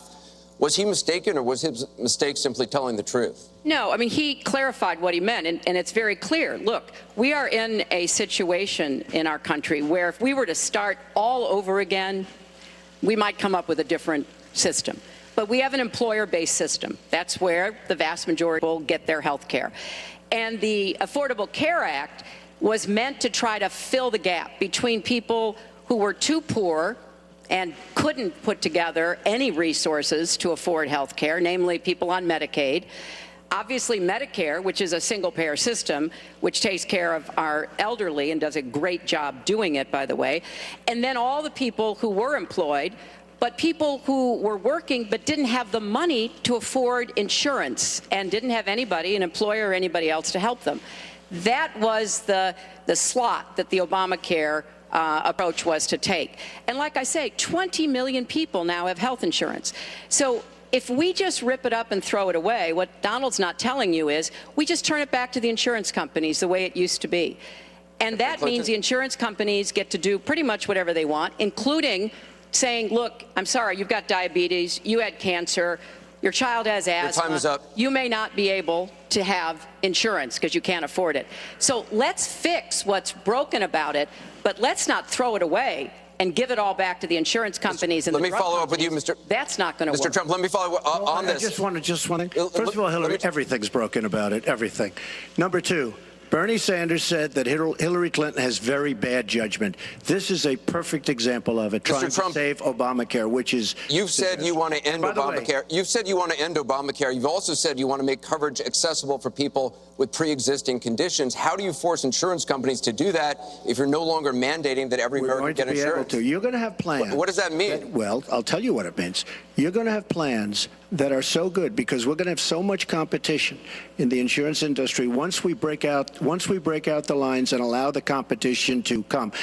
Are you going to have a mandate that Americans have to have health insurance? President Obama, by keeping those lines, the boundary lines around each state, and it was almost gone until just very toward the end of the passage of Obamacare, which, by the way, was a fraud. You know that, because Jonathan Gruber, the architect of Obamacare, he said it was a great lie. It was a big lie. President Obama said you keep your doctor, you keep your plan. The whole thing was a fraud, and it doesn't work. But when we get rid of those lines, you will have competition, and we will be able to keep pre-existing. We'll also be able to help people that don't have money, because we are going to have people protected. And Republicans feel this way, believe it or not, and strongly this way. We're going to block grant into the states. We're going to block grant into Medicaid into the states so that we will be able to take care of people without the necessary funds to take care of themselves. Thank you, Mr. Trump. We now go to Gorba Hamid with a question for both candidates. Hi. There are 3.3 million Muslims in the United States, and I'm one of them. You've mentioned working with Muslim nations, but with Islamophobia on the rise, how will you help people like me deal with the consequences of being labeled as a threat to the country after the election is over? Mr. Trump, you're first. Well, you're right about Islamophobia, and that's a shame. But one thing we have to do is we have to make sure that, because there is a problem. I mean, whether we like it or not, and we can be very politically correct, but whether we like it or not, there is a problem. And we have to be sure that Muslims come in and report when they see something going on. When they see hatred going on, they have to report it. As an example, in San Bernardino, many people saw the bombs all over the apartment of the two people that killed 14 and wounded many, many people. Horribly wounded. They'll never be the same. Muslims have to report the problems when they see them. And, you know, there's always a reason for everything. If they don't do that, it's a very difficult situation for our country. Because you look at Orlando, and you look at San Bernardino, and you look at the World Trade Center, go outside, you look at Paris, look at that horrible, these are radical Islamic terrorists. And she won't even mention the word, and nor will President Obama. He won't use the term radical Islamic terrorism. Now, to solve a problem, you have to be able to state what the problem is, or at least say the name. She won't say the name, and President Obama won't say the name, but the name is there. It's radical Islamic terror.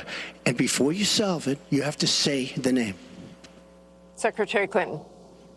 Well, thank you for asking your question. And I've heard this question from a lot of Muslim Americans across our country, because unfortunately, there's been a lot of very divisive, dark things said about Muslims. And even someone like Captain Khan, the young man who sacrificed himself defending our country in the United States Army, has been subject to attack by Donald. I want to say just a couple of things. First, we've had Muslims in America since George Washington. And we've had many successful Muslims. We just lost a particularly well-known one with Muhammad Ali. My vision of America is an America where everyone has a place. if you're willing to work hard, you do your part, you contribute to the community, that's what America is. That's what we want America to be for our children and our grandchildren. It's also very short-sighted and even dangerous to be engaging in the kind of demagogic rhetoric that Donald has about Muslims. We need American Muslims to be part of our eyes and ears on our front lines. I've worked with a lot of different Muslim groups around America. I've met with a lot of them, and I've heard how important it is for them to feel that they are wanted and included and part of our country, part of our homeland security, and that's what I want to see. It's also important, I intend to defeat ISIS, to do so in a coalition with majority Muslim nations. Right now, a lot of those nations are hearing what Donald says and wondering, why should we cooperate with the Americans? And this is a gift to ISIS and the terrorists, violent jihadist terrorists. We are not at war with Islam, and it is a mistake, and it plays into the hands of the terrorists to act as though we are. So I want a country where citizens like you and your family are just as welcome as anyone else. Thank you, Secretary Clinton. Mr. Trump, in December, you said this: Donald J. Trump is calling for a total and complete shutdown of Muslims entering the United States until our country's representatives can figure out what the hell is going on. We have no choice. We have no choice. Your running mate said this week that the Muslim ban is no longer your position. Is that correct? And if it is, was it a mistake to have a religious test? First of all, Captain Khan is an American hero. And if I were president at that time, he would be alive today. Because unlike her, who voted for the war without knowing what she was doing, I would not have had our people in Iraq. Iraq was a disaster. So he would have been alive today. The Muslim ban is something that in some form has morphed into a extreme vetting from certain areas of the world. Hillary Clinton wants to allow And why did it morph into that? Answer the question. Why Do don't you still believe? her? You I interrupt do. me all the time. Why don't you Would you interrupt her? please explain whether or not the Muslim ban still stands? It's called extreme vetting.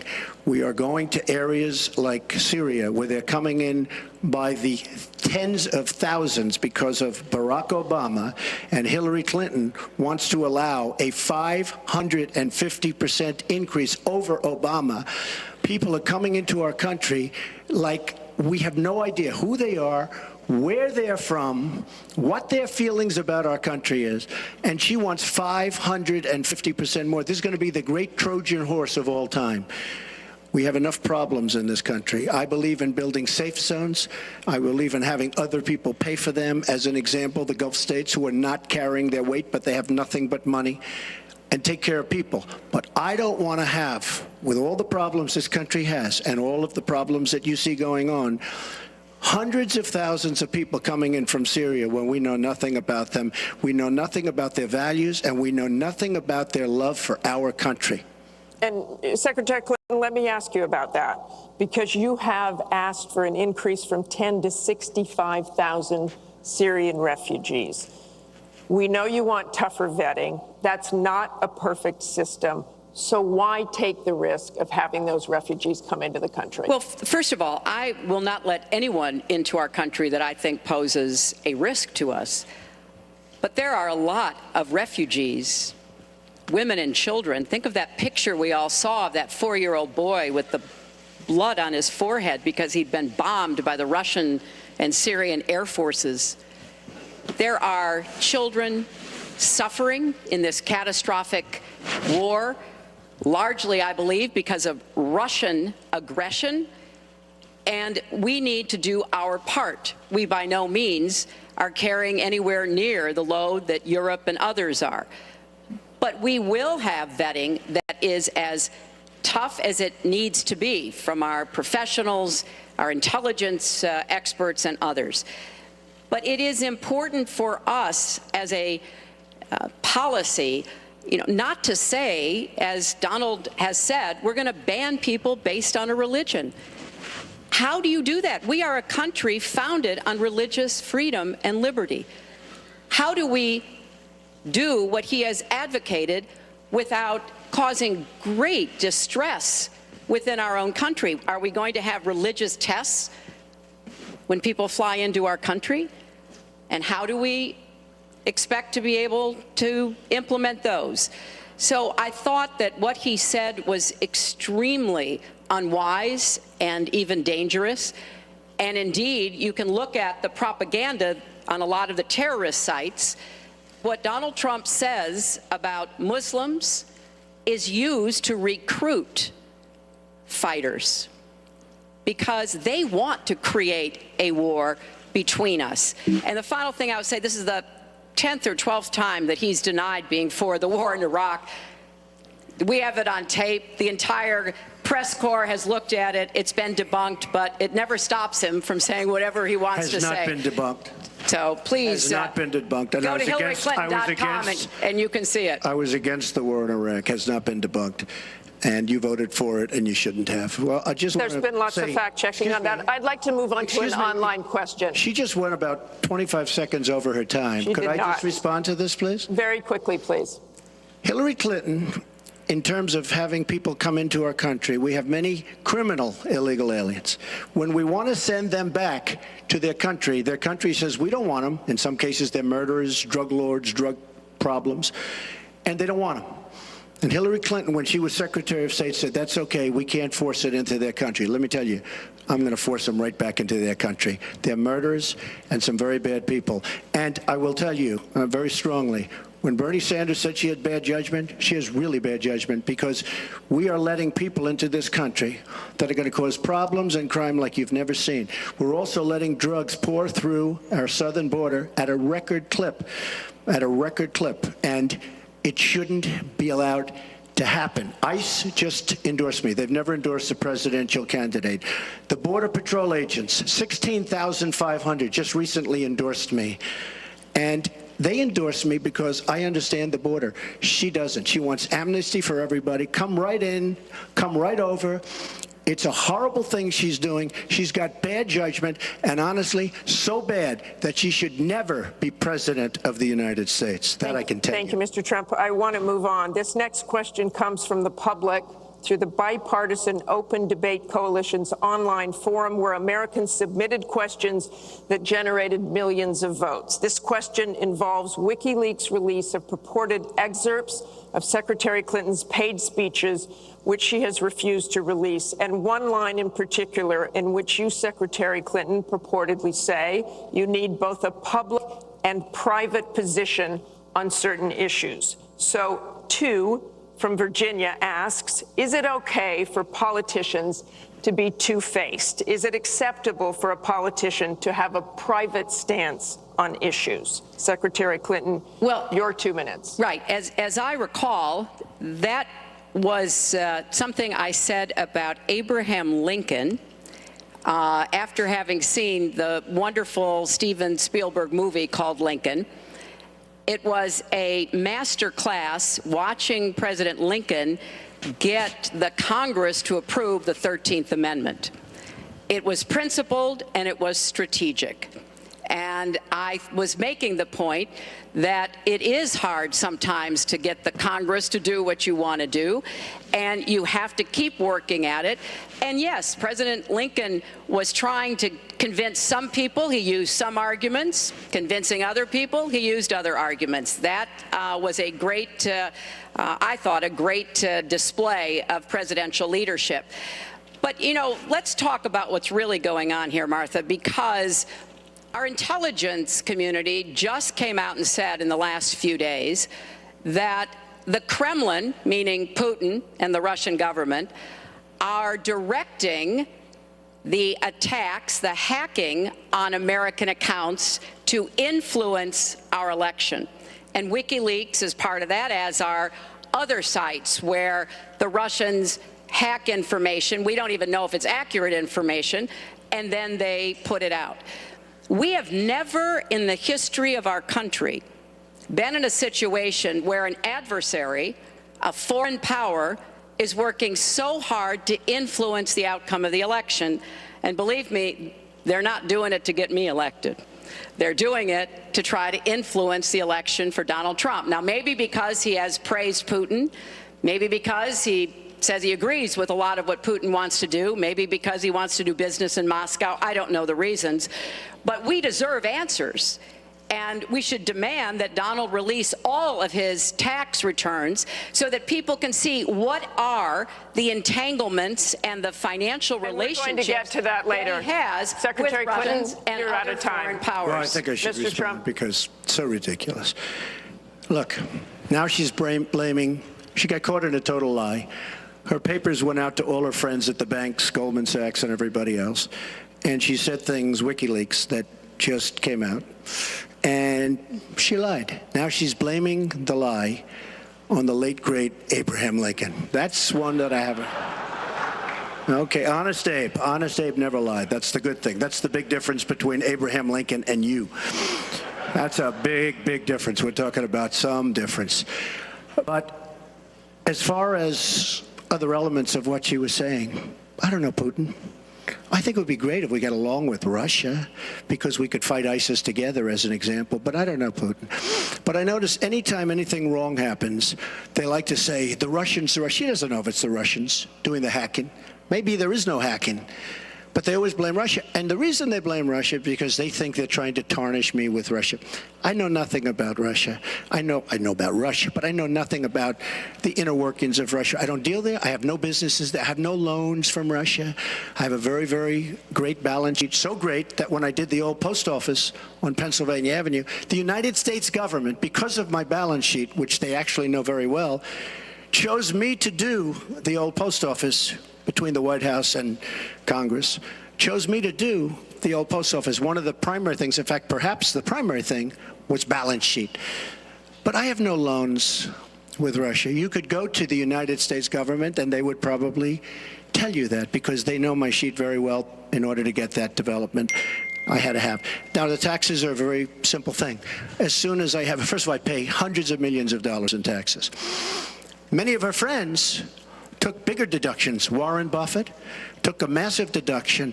Soros, who's a friend of hers, took a massive deduction. Many of the people that are giving her all this money that she can do many more commercials than me took massive deductions. I pay hundreds of millions of dollars in taxes. But as soon as my routine audit's finished, I'll release my returns. I'll be very proud to. Thank you, Mr. Trump. We've got we're on turn, actually, the topic of taxes. We have a question from Spencer Moss. Spencer? Good evening. My question is, what specific tax provisions will you change to ensure the wealthiest Americans pay their fair share in taxes? Mr. Trump, you have 2 minutes. Well, one thing I do is get rid of carried interest. One of the greatest provisions for people like me, to be honest with you. I give up a lot when I run because I knock out the tax code. And she could have done this years ago, by the way. She was a United States senator.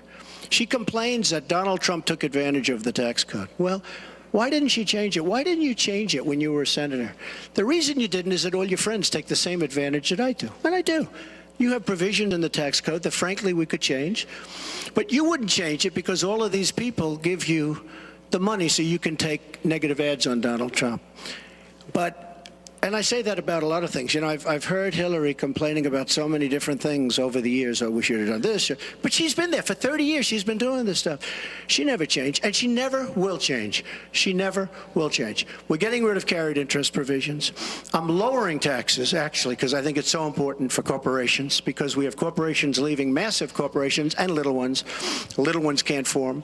We're getting rid of regulations, which goes hand in hand with the lowering of the taxes. But we're bringing the tax rate down from 35% to 15%. We're cutting taxes for the middle class, and I will tell you, we are cutting them big league for the middle class. And I will tell you, Hillary Clinton is raising your taxes, folks. You can look at me. She's raising your taxes really high. And what that's going to do is a disaster for the country. But she is raising your taxes, and I'm lowering your taxes. That in itself is a big difference. We are going to be thriving again. We have no growth in this country. There's no growth. If China has a GDP of 7%, it's like a national catastrophe. We're down at 1%.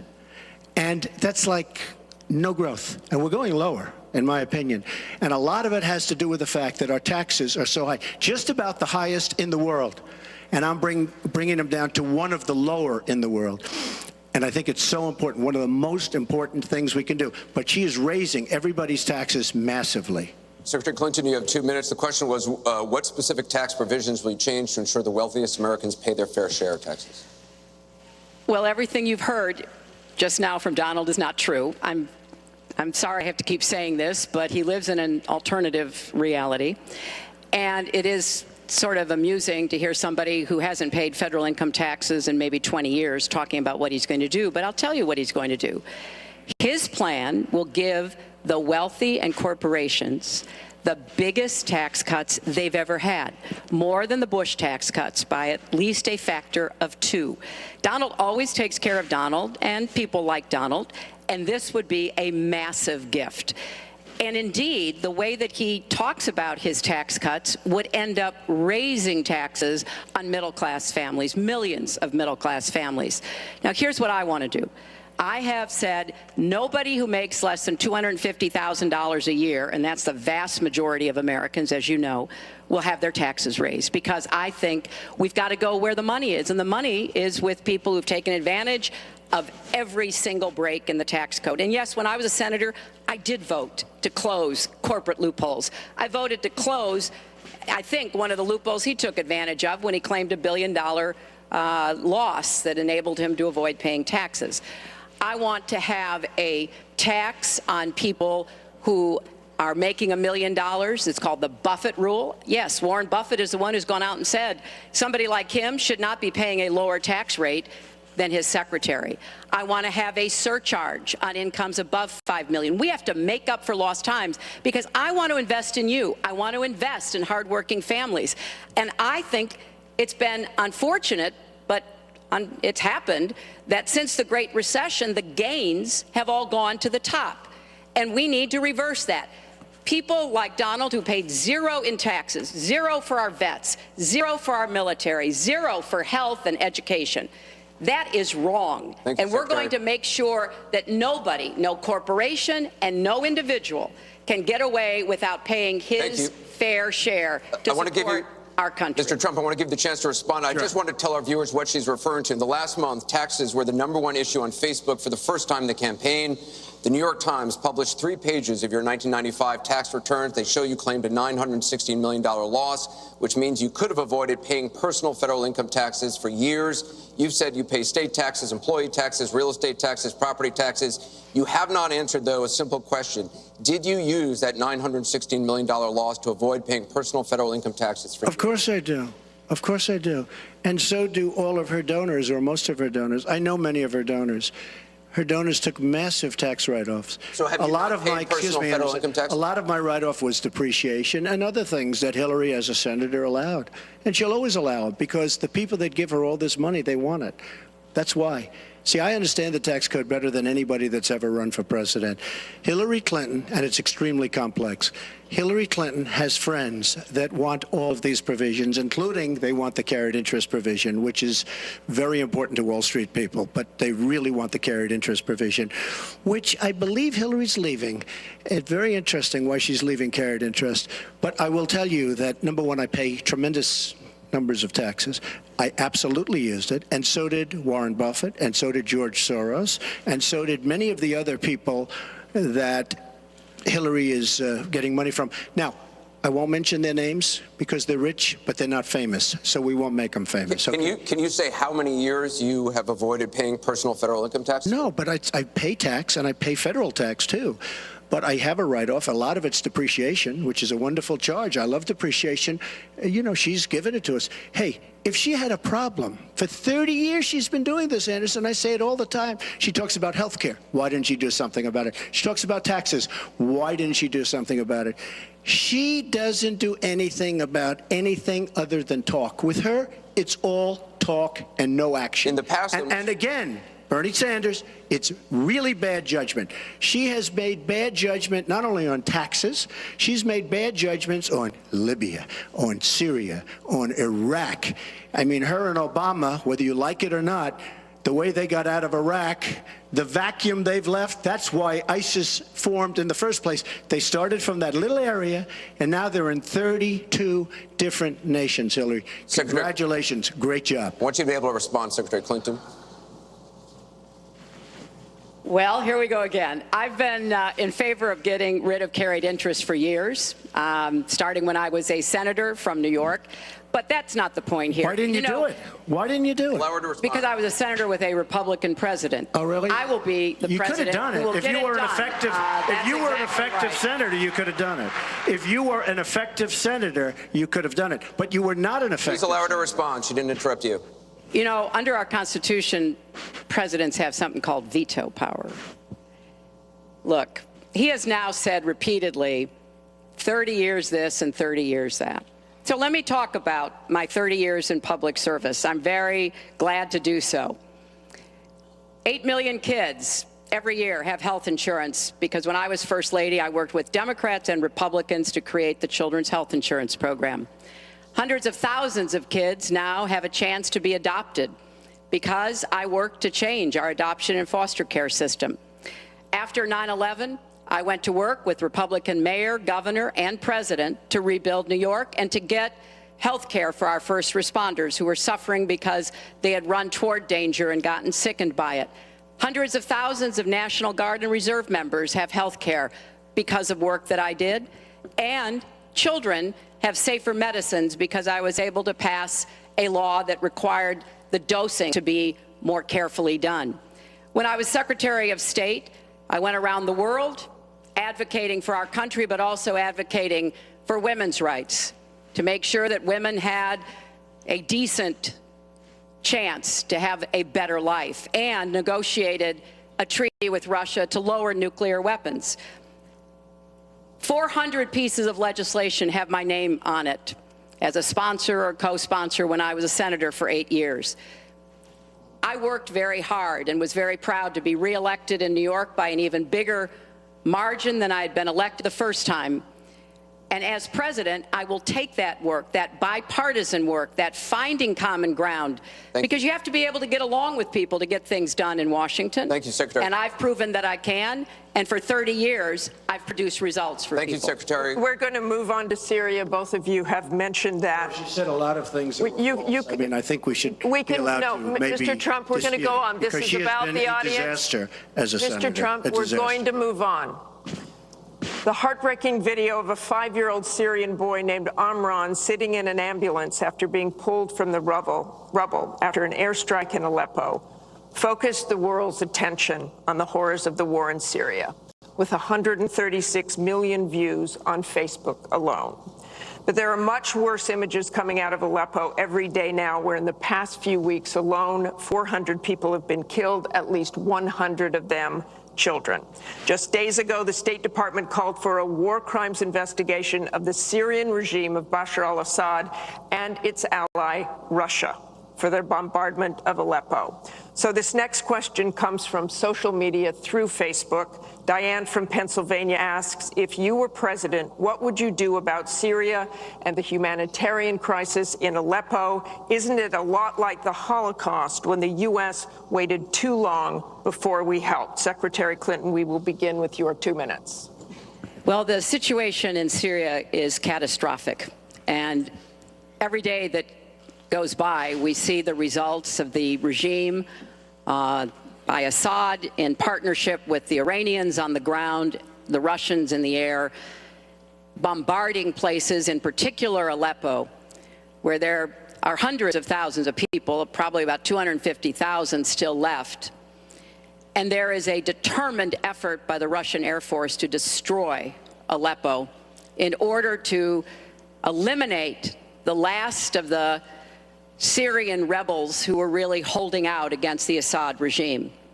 Russia hasn't paid any attention to ISIS. They're interested in keeping Assad in power. So when I was Secretary of State, advocated, and I advocate today, a no-fly zone and safe zones. We need some leverage with the Russians because they're not going to come to the negotiating table for a diplomatic resolution unless there is some leverage over them. and we have to work more closely with our partners and allies on the ground. But I want to emphasize that what is at stake here is the ambitions and the aggressiveness of Russia. Russia has decided that it's all in Syria, and they've also decided who they want to see become president of the United States, too, and it's not me. I've stood up to Russia. I've taken on Putin and others, and I would do that as president. I think wherever we can cooperate with Russia, that's fine, and I did as Secretary of State. That's how we got a treaty reducing nuclear weapons. It's how we got the sanctions on Iran that put a lid on the Iranian nuclear program without firing a single shot. So I would go to the negotiating table with more leverage than we have now. But I do support the effort to investigate for crimes, war crimes, committed by the Syrians and the Russians and try to hold them accountable. Thank you, Secretary Clinton. First of all, Mr. she Trump. was there as Secretary of State, the so-called line in the sand, which... No, I wasn't. I was gone. I hate to interrupt you, but you were in at some contact, point, excuse me. At some point, we need to do some You were in total fact-checking contact here. with the White House, and perhaps, sadly, Obama probably still listened to you. I don't think he'd be listening very much anymore. Obama draws the line in the sand. It was laughed at all over the world what happened. Now, with that being said, she talks tough against Russia, but our nuclear program has fallen way behind, and they've gone wild with their nuclear program. Not good. Our government shouldn't have allowed that to happen. Russia is new in terms of nuclear. We are old, we're tired, we're exhausted in terms of nuclear. A very bad thing. Now, she talks tough. She talks really tough against Putin and against Assad. She talks in favor of the rebels. She doesn't even know who the rebels are. You know, every time we take rebels, whether it's in Iraq or anywhere else, we're arming people. And you know what happens? They end up being worse than the people. Look at what she did in Libya with Gaddafi. Gaddafi's out. It's a mess. And by the way, ISIS has a good chunk of their oil. I'm sure you probably have heard that. It was a disaster. Because the fact is, almost everything she's done in foreign policy has been a mistake, and it's been a disaster. But if you look at Russia, just take a look at Russia, and look at what they did this week, where I agree she wasn't there, but possibly she's consulted. We sign a peace treaty. Everyone's all excited. Well, what Russia did with Assad, and by the way, with Iran, who you made very powerful with the dumbest deal perhaps I've ever seen in the history of deal making, the Iran deal with $150 billion, with the $1.7 billion in cash, which is enough cash to fill up this room. But look at that deal. Iran now and Russia are now against us. So she wants to fight. She wants to fight for rebels. There's only one problem. You don't even know who the rebels are. Mr. Trump, So Mr. what's Trump, the your purpose? 2 minutes and one is thing I up. have to say, Your 2 minutes I don't is like up. Assad at all, but Assad is killing ISIS. Russia is killing ISIS, and Iran is killing ISIS. And those three have now lined up because of our weak foreign policy. Mr. Trump, let me repeat the question. If you were president, what would you do about Syria and the humanitarian crisis in Aleppo? And I want to remind you what your running mate said.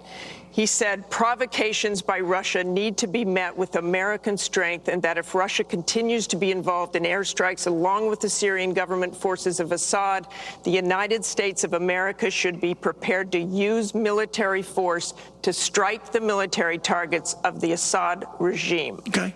He and I haven't spoken, and I disagree. I disagree. You disagree with your running I think we have mate. to knock out ISIS. Right now, Syria is fighting ISIS. We have people that want to fight both at the same time.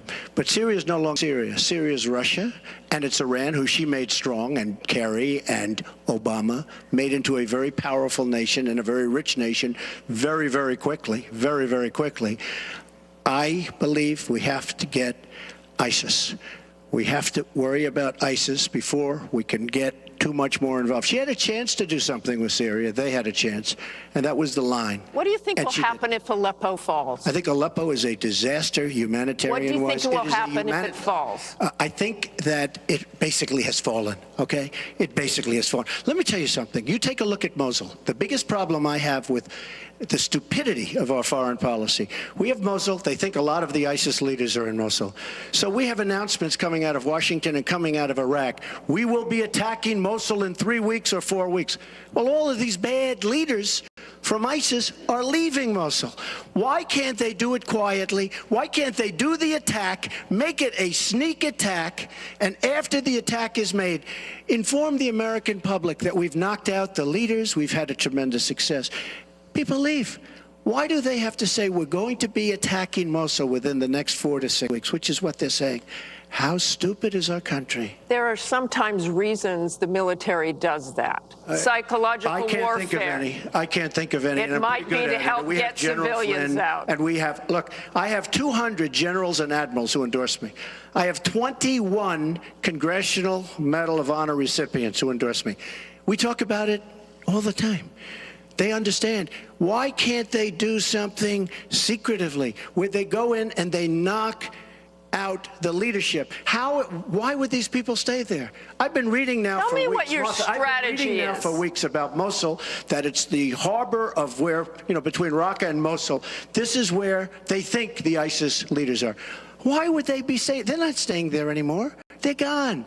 Because everybody's talking about how Iraq, which is us, with our leadership, goes in to fight Mosul. Now, with these 200 admirals and generals, they can't believe it. All I say is this: General George Patton, General Douglas MacArthur are spinning in their grave at the stupidity of what we're doing in the Middle East. I'm going to go to Secretary Clinton. Secretary Clinton, you want Assad to go. You advocated arming rebels, but it looks like that may be too late for Aleppo. You talk about diplomatic efforts. Those have failed. Ceasefires have failed.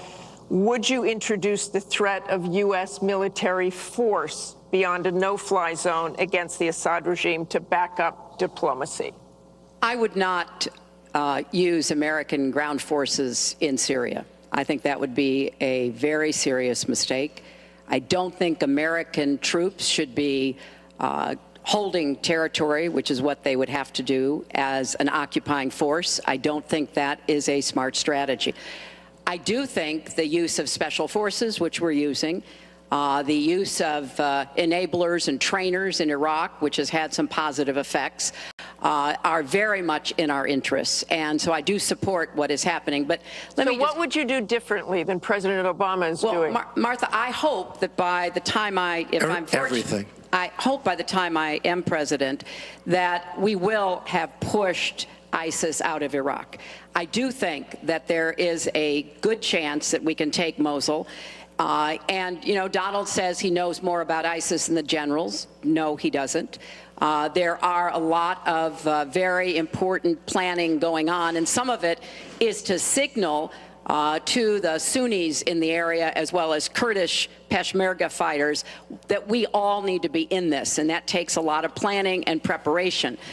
I would go after Baghdadi. I would specifically target Baghdadi because I think our targeting of al-Qaeda leaders, and I was involved in a lot of those operations, highly classified ones, made a difference. So I think that could help.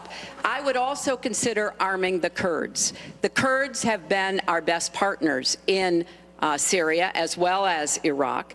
And I know there's a lot of concern about that in some circles, but I think they should have the equipment they need so that Kurdish and Arab fighters on the ground are the principal way that we take Raqqa after pushing ISIS out of Iraq. Thank you very much. We're going to move on. It's funny, she went over a minute over, and you don't stop her.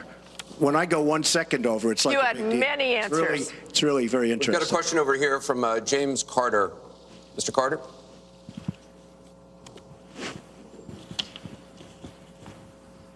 My question is, do you believe you can be a devoted president to all the people in the United States? That question begins for Mr. Trump. Absolutely. I mean, she calls our people deplorable, a large group, and irredeemable.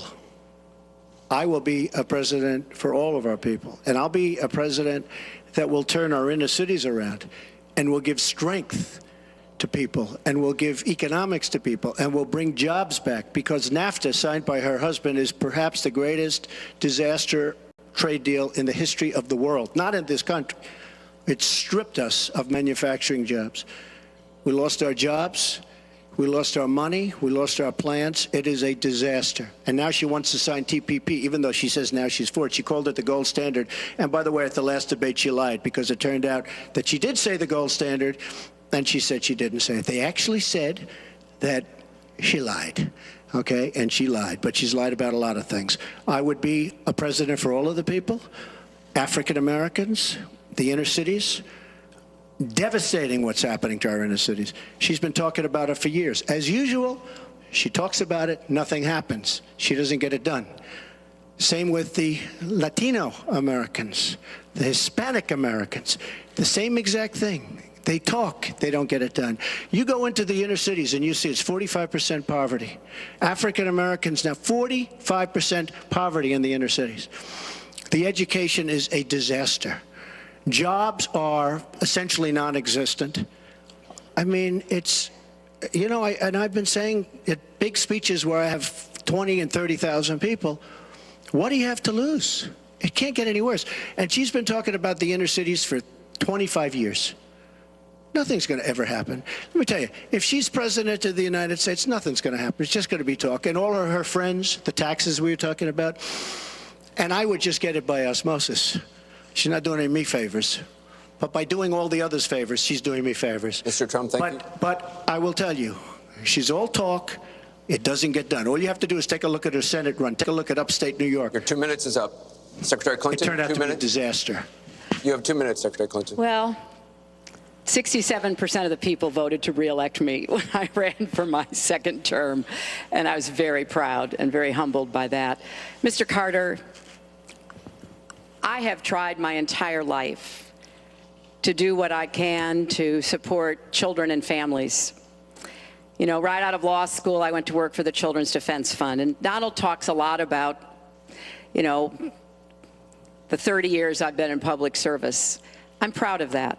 You know, I started off as a young lawyer working against discrimination against African American children in schools and in the criminal justice system. I worked to make sure that kids with disabilities could get a public education, something that I care very much about. I have worked with Latinos. One of my first jobs in politics was down in South Texas, registering Latino citizens to be able to vote. So I have a deep devotion, to use your absolutely correct word, to making sure that every American feels like he or she has a place in our country. And I think when you look at the letters that I get, a lot of people are worried that maybe they wouldn't have a place in Donald Trump's America. They write me, and one woman wrote me about her son, Felix. She adopted him from Ethiopia when he was a toddler. He's 10 years old now. This is the only country he's ever known. And he listens to Donald on TV, and he said to his mother one day, will he send me back to Ethiopia if he gets elected? You know, children listen to what is being said, to go back to the very, very first question. And there's a lot of fear that, in fact, teachers and parents are calling it the Trump effect. Bullying is up. A lot of people are feeling, you know, uneasy. A lot of kids are expressing their concerns. So first and foremost, I will do everything I can to reach out to everybody, Secretary Democrats, Republicans, independents, people across our country. If you don't vote for me, I still want to be your president. Your 2 I want to minutes be is the up. best president I can be for every American. Secretary Clinton, your 2 minutes is up. I want to follow up on something that Donald Trump actually said to you, a comment you made last month. You said that half of Donald Trump's supporters are, quote, deplorables, racist, sexist, homophobic, xenophobic, Islamophobic. You later said you regretted saying half. You didn't express regret for using the term deplorables. To Mr. Carter's question, how can you unite a country if you've written off tens of millions of Americans? Well, within hours, I said that I was sorry about the way I talked about that, because my argument is not with his supporters. It's with him and with the hateful and divisive campaign that he has run, and the inciting of violence at his rallies, and the very brutal kinds of comments about not just women, but all Americans, all kinds of Americans. And what he has said about African Americans and Latinos, about Muslims, about POWs, about immigrants, about people with disabilities, he's never apologized for. And so I do think that a lot of the tone and tenor that he has said. I'm proud of the campaign that Bernie Sanders and I ran. We ran a campaign based on issues, not insults, and he is supporting me 100%. Thank you. Because we talked about what we wanted to do. We might have had some differences, and we had a lot of debates. Thank you, Secretary. But we believed that we could make the country better, and I was proud of that. I'm going to give you a minute, 20 seconds. We have a divided nation. We have a very divided nation. You look at Charlotte, you look at Baltimore, you look at the violence that's taking place in the inner cities, Chicago. You take a look at Washington, D.C. We have an increase in murder within our cities, the biggest in 45 years. We have a divided nation because people like her, and believe me, she has tremendous hate in her heart. And when she said deplorables, she meant it. And when she said irredeemable, they're irredeemable. You didn't mention that. But when she said they're irredeemable, to me, that might have been even worse. She said some of them are irredeemable. She's got tremendous hatred. And this country cannot take another 4 years of Barack Obama. And that's what you're getting with her. Mr. Trump, let me follow up with you. In 2008, you wrote in one of your books that the most important characteristic of a good leader is discipline. You said if a leader doesn't have it, quote, he or she won't be one for very long. In the days after the first debate, you sent out a series of tweets from 3 a.m. to 5 a.m., including one that told people to check out a sex tape. Is that the discipline of a good leader? No, it wasn't check out a sex tape. It was just take a look at the person that she built up to be this wonderful Girl Scout, who was no Girl Scout. By the way, just so you understand, when she said 3 o'clock in the morning, take a look at Benghazi. She said, who's going to answer the call at 3 o'clock in the morning? Guess what? She didn't answer because when Ambassador Stevens... The question is that the discipline of a good leader? 600 times. Well, she said she was awake at 3 o'clock in the morning. And she also sent a tweet out at 3 o'clock in the morning, but I won't even mention that. But she said she'll be awake. Who's the famous thing? We're going to answer our call at 3 o'clock in the morning. Guess what happened? Ambassador Stevens sent 600 requests for help. And the only one she talked to was Sidney Blumenthal, who's her friend and not a good guy, by the way.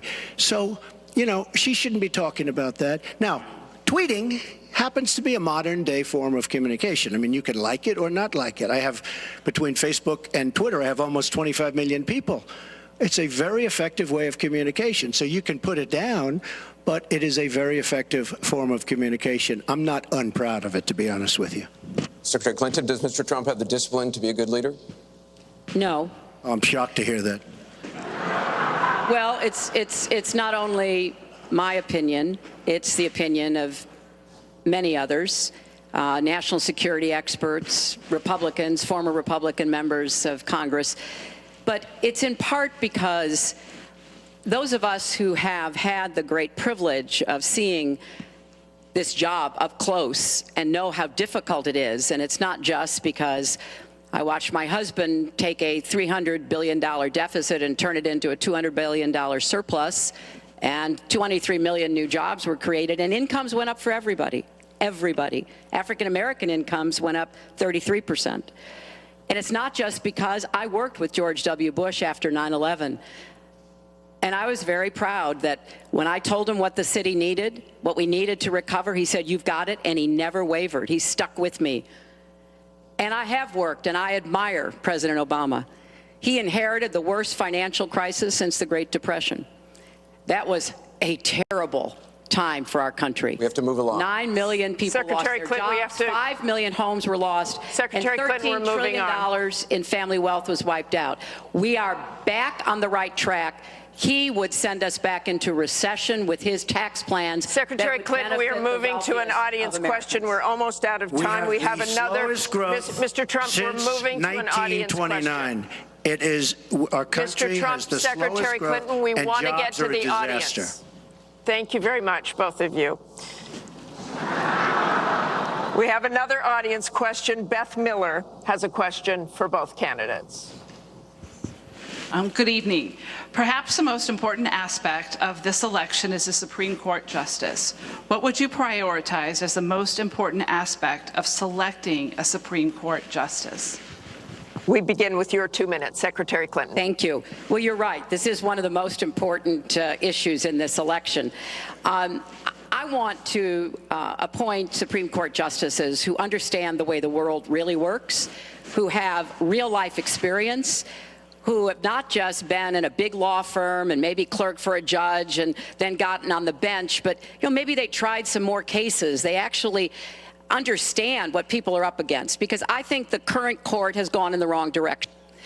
And so I would want to see the Supreme Court reverse Citizens United and get dark, unaccountable money out of our politics. Donald doesn't agree with that. I would like the Supreme Court to understand that voting rights are still a big problem in many parts of our country, that we don't always do everything we can to make it possible for people of color and older people and young people to be able to exercise their franchise. I want a Supreme Court that will stick with Roe v. Wade and a woman's right to choose, and I want a Supreme Court that will stick with marriage equality. Now, Donald has put forth the names of some people that he would consider, and among the ones that he has suggested are people who would reverse Roe v. Wade and reverse marriage equality. I think that would be a terrible mistake and would take us backwards. I want a Supreme Court that doesn't always side with corporate interests. I want a Supreme Court that understands because you're wealthy and you can give more money to something doesn't mean you have any more rights or should have any more rights than anybody else. So I have very clear views about what I want to see to change the balance on the Supreme Court.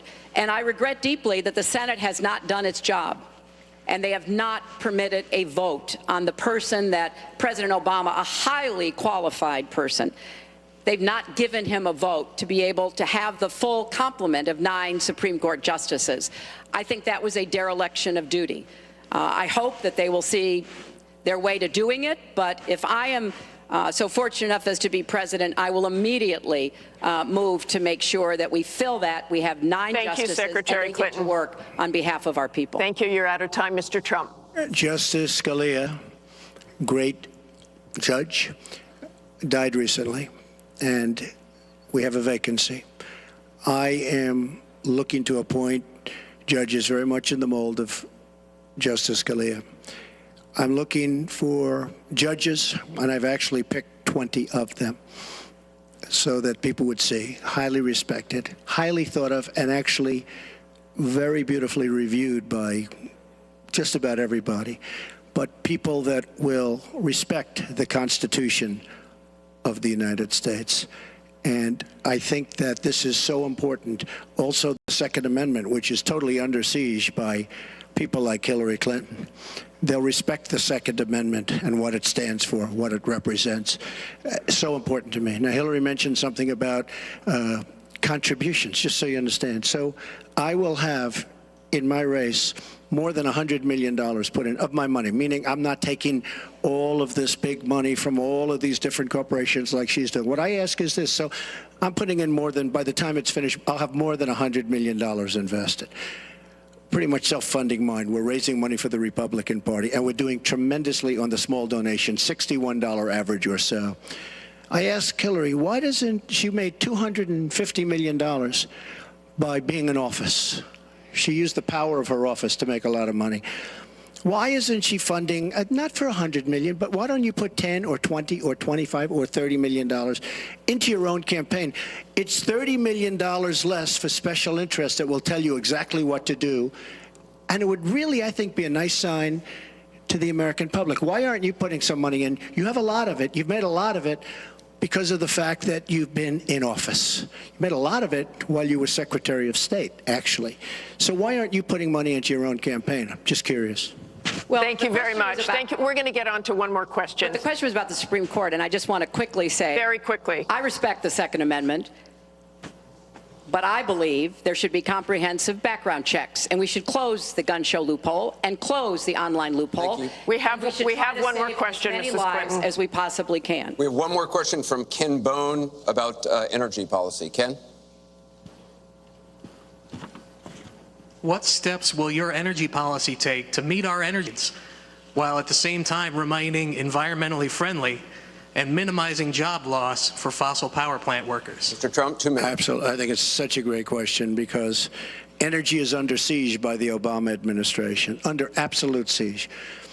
The EPA, Environmental Protection Agency, is killing these energy companies. And foreign companies are now coming in, buying so many of our different plants, and then rejiggering the plant so that they can take care of their oil. We are killing, absolutely killing, our energy business in this country. Now, I'm all for alternative forms of energy, including wind, including solar, etc. But we need much more than wind and solar. And you look at our miners. Hillary Clinton wants to put all the miners out of business. There is a thing called clean coal. Coal will last for 1,000 years in this country. Now we have natural gas and so many other things because of technology. We have unbelievable, we have found over the last 7 years, we have found tremendous wealth right under our feet. So good, especially when you have 20 trillion in debt. I will bring our energy companies back. They'll be able to compete. They'll make money. They'll pay off our national debt. They'll pay off our tremendous budget deficits, which are tremendous. But we are putting our energy companies out of business. We have to bring back our workers. You take a look at what's happening to steel and the cost of steel, and China dumping vast amounts of steel all over the United States, which essentially is killing our steel workers and our steel companies. We have to guard our energy companies. We have to make it possible. The EPA is so restrictive that they are putting our energy companies out of business. And all you have to do is go to a great place like West Virginia or places like Ohio, which is phenomenal, or places like Pennsylvania, and you see what they're doing to the people, miners and others in the energy business. It's a disgrace. Your time is up. Thank you, it's sir. An absolute disgrace. And actually, Secretary Clinton, 2 minutes. Well, that was very interesting. First of all, China is illegally dumping steel in the United States, and Donald Trump is buying it to build his buildings, putting steel workers and American steel plants out of business. That's something that I fought against as a senator, and that I would have a trade prosecutor to make sure that we don't get taken advantage of by China on steel or anything else. You know, because it sounds like you're in the business or you're aware of people in the business, you know that we are now for the first time ever energy independent. We are not dependent upon the Middle East, but the Middle East still controls a lot of the prices. So the price of oil has been way down, and that has had a damaging effect on a lot of the oil companies, right? We are, however, producing a lot of natural gas, which serves as a bridge to more renewable fuels, and I think that's an important transition. We've got to remain energy independent. It gives us much more power and freedom than to be worried about what goes on in the Middle East. We have enough worries over there without having to worry about that. So I have a comprehensive energy policy, but it really does include fighting climate change, because I think that is a serious problem. And I support moving toward more clean, renewable energy as quickly as we can, because I think we can be the 21st century clean energy superpower and create millions of new jobs and businesses. But I also want to be sure that we don't leave people behind. That's why I'm the only candidate from the very beginning of this campaign who had a plan to help us revitalize coal country, because those coal miners and their fathers and their grandfathers, they dug that coal out. A lot of them lost their lives. They were injured, but they turned the lights on and they powered our factories. I don't want to walk away from them, so we've got to do something for them. But the price of coal is down worldwide. So we have to look at this comprehensively, and that's exactly what I have proposed. I hope you will go to HillaryClinton.com and look at my entire policy. One more audience question. We've sneaked in one more question, and it comes from Carl Becker. Good evening. My question to both of you is, regardless of the current rhetoric, would either of you name one positive thing that you respect in one another?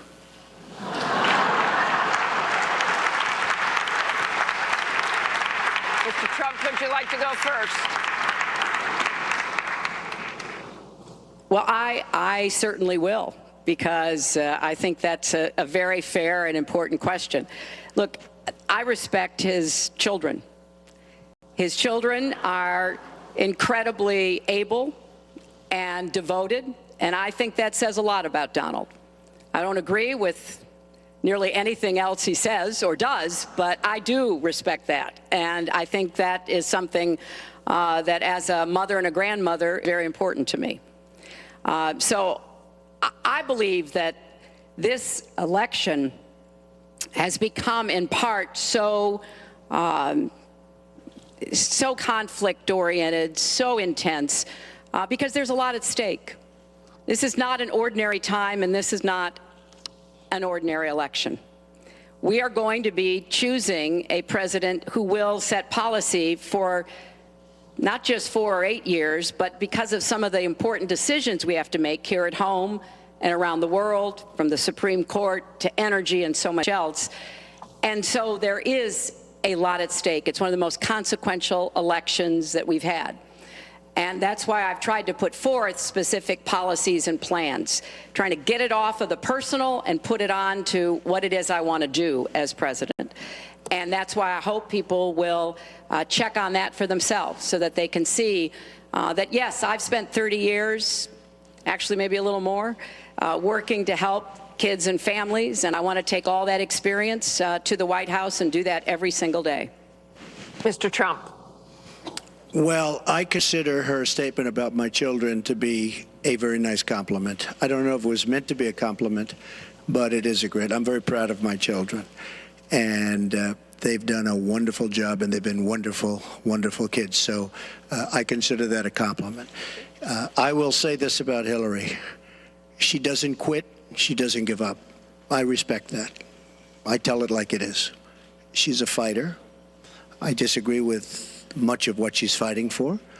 I do disagree with her judgment in many cases. But she does fight hard, and she doesn't quit, and she doesn't give up. And I consider that to be a very good trait. Thanks to both of you. I want to thank both the candidates. I want to thank the university here. This concludes the town hall meeting. Our thanks to the candidates, the commission, Washington University, and to everybody who watched. Please tune in on October 19th for the final presidential debate that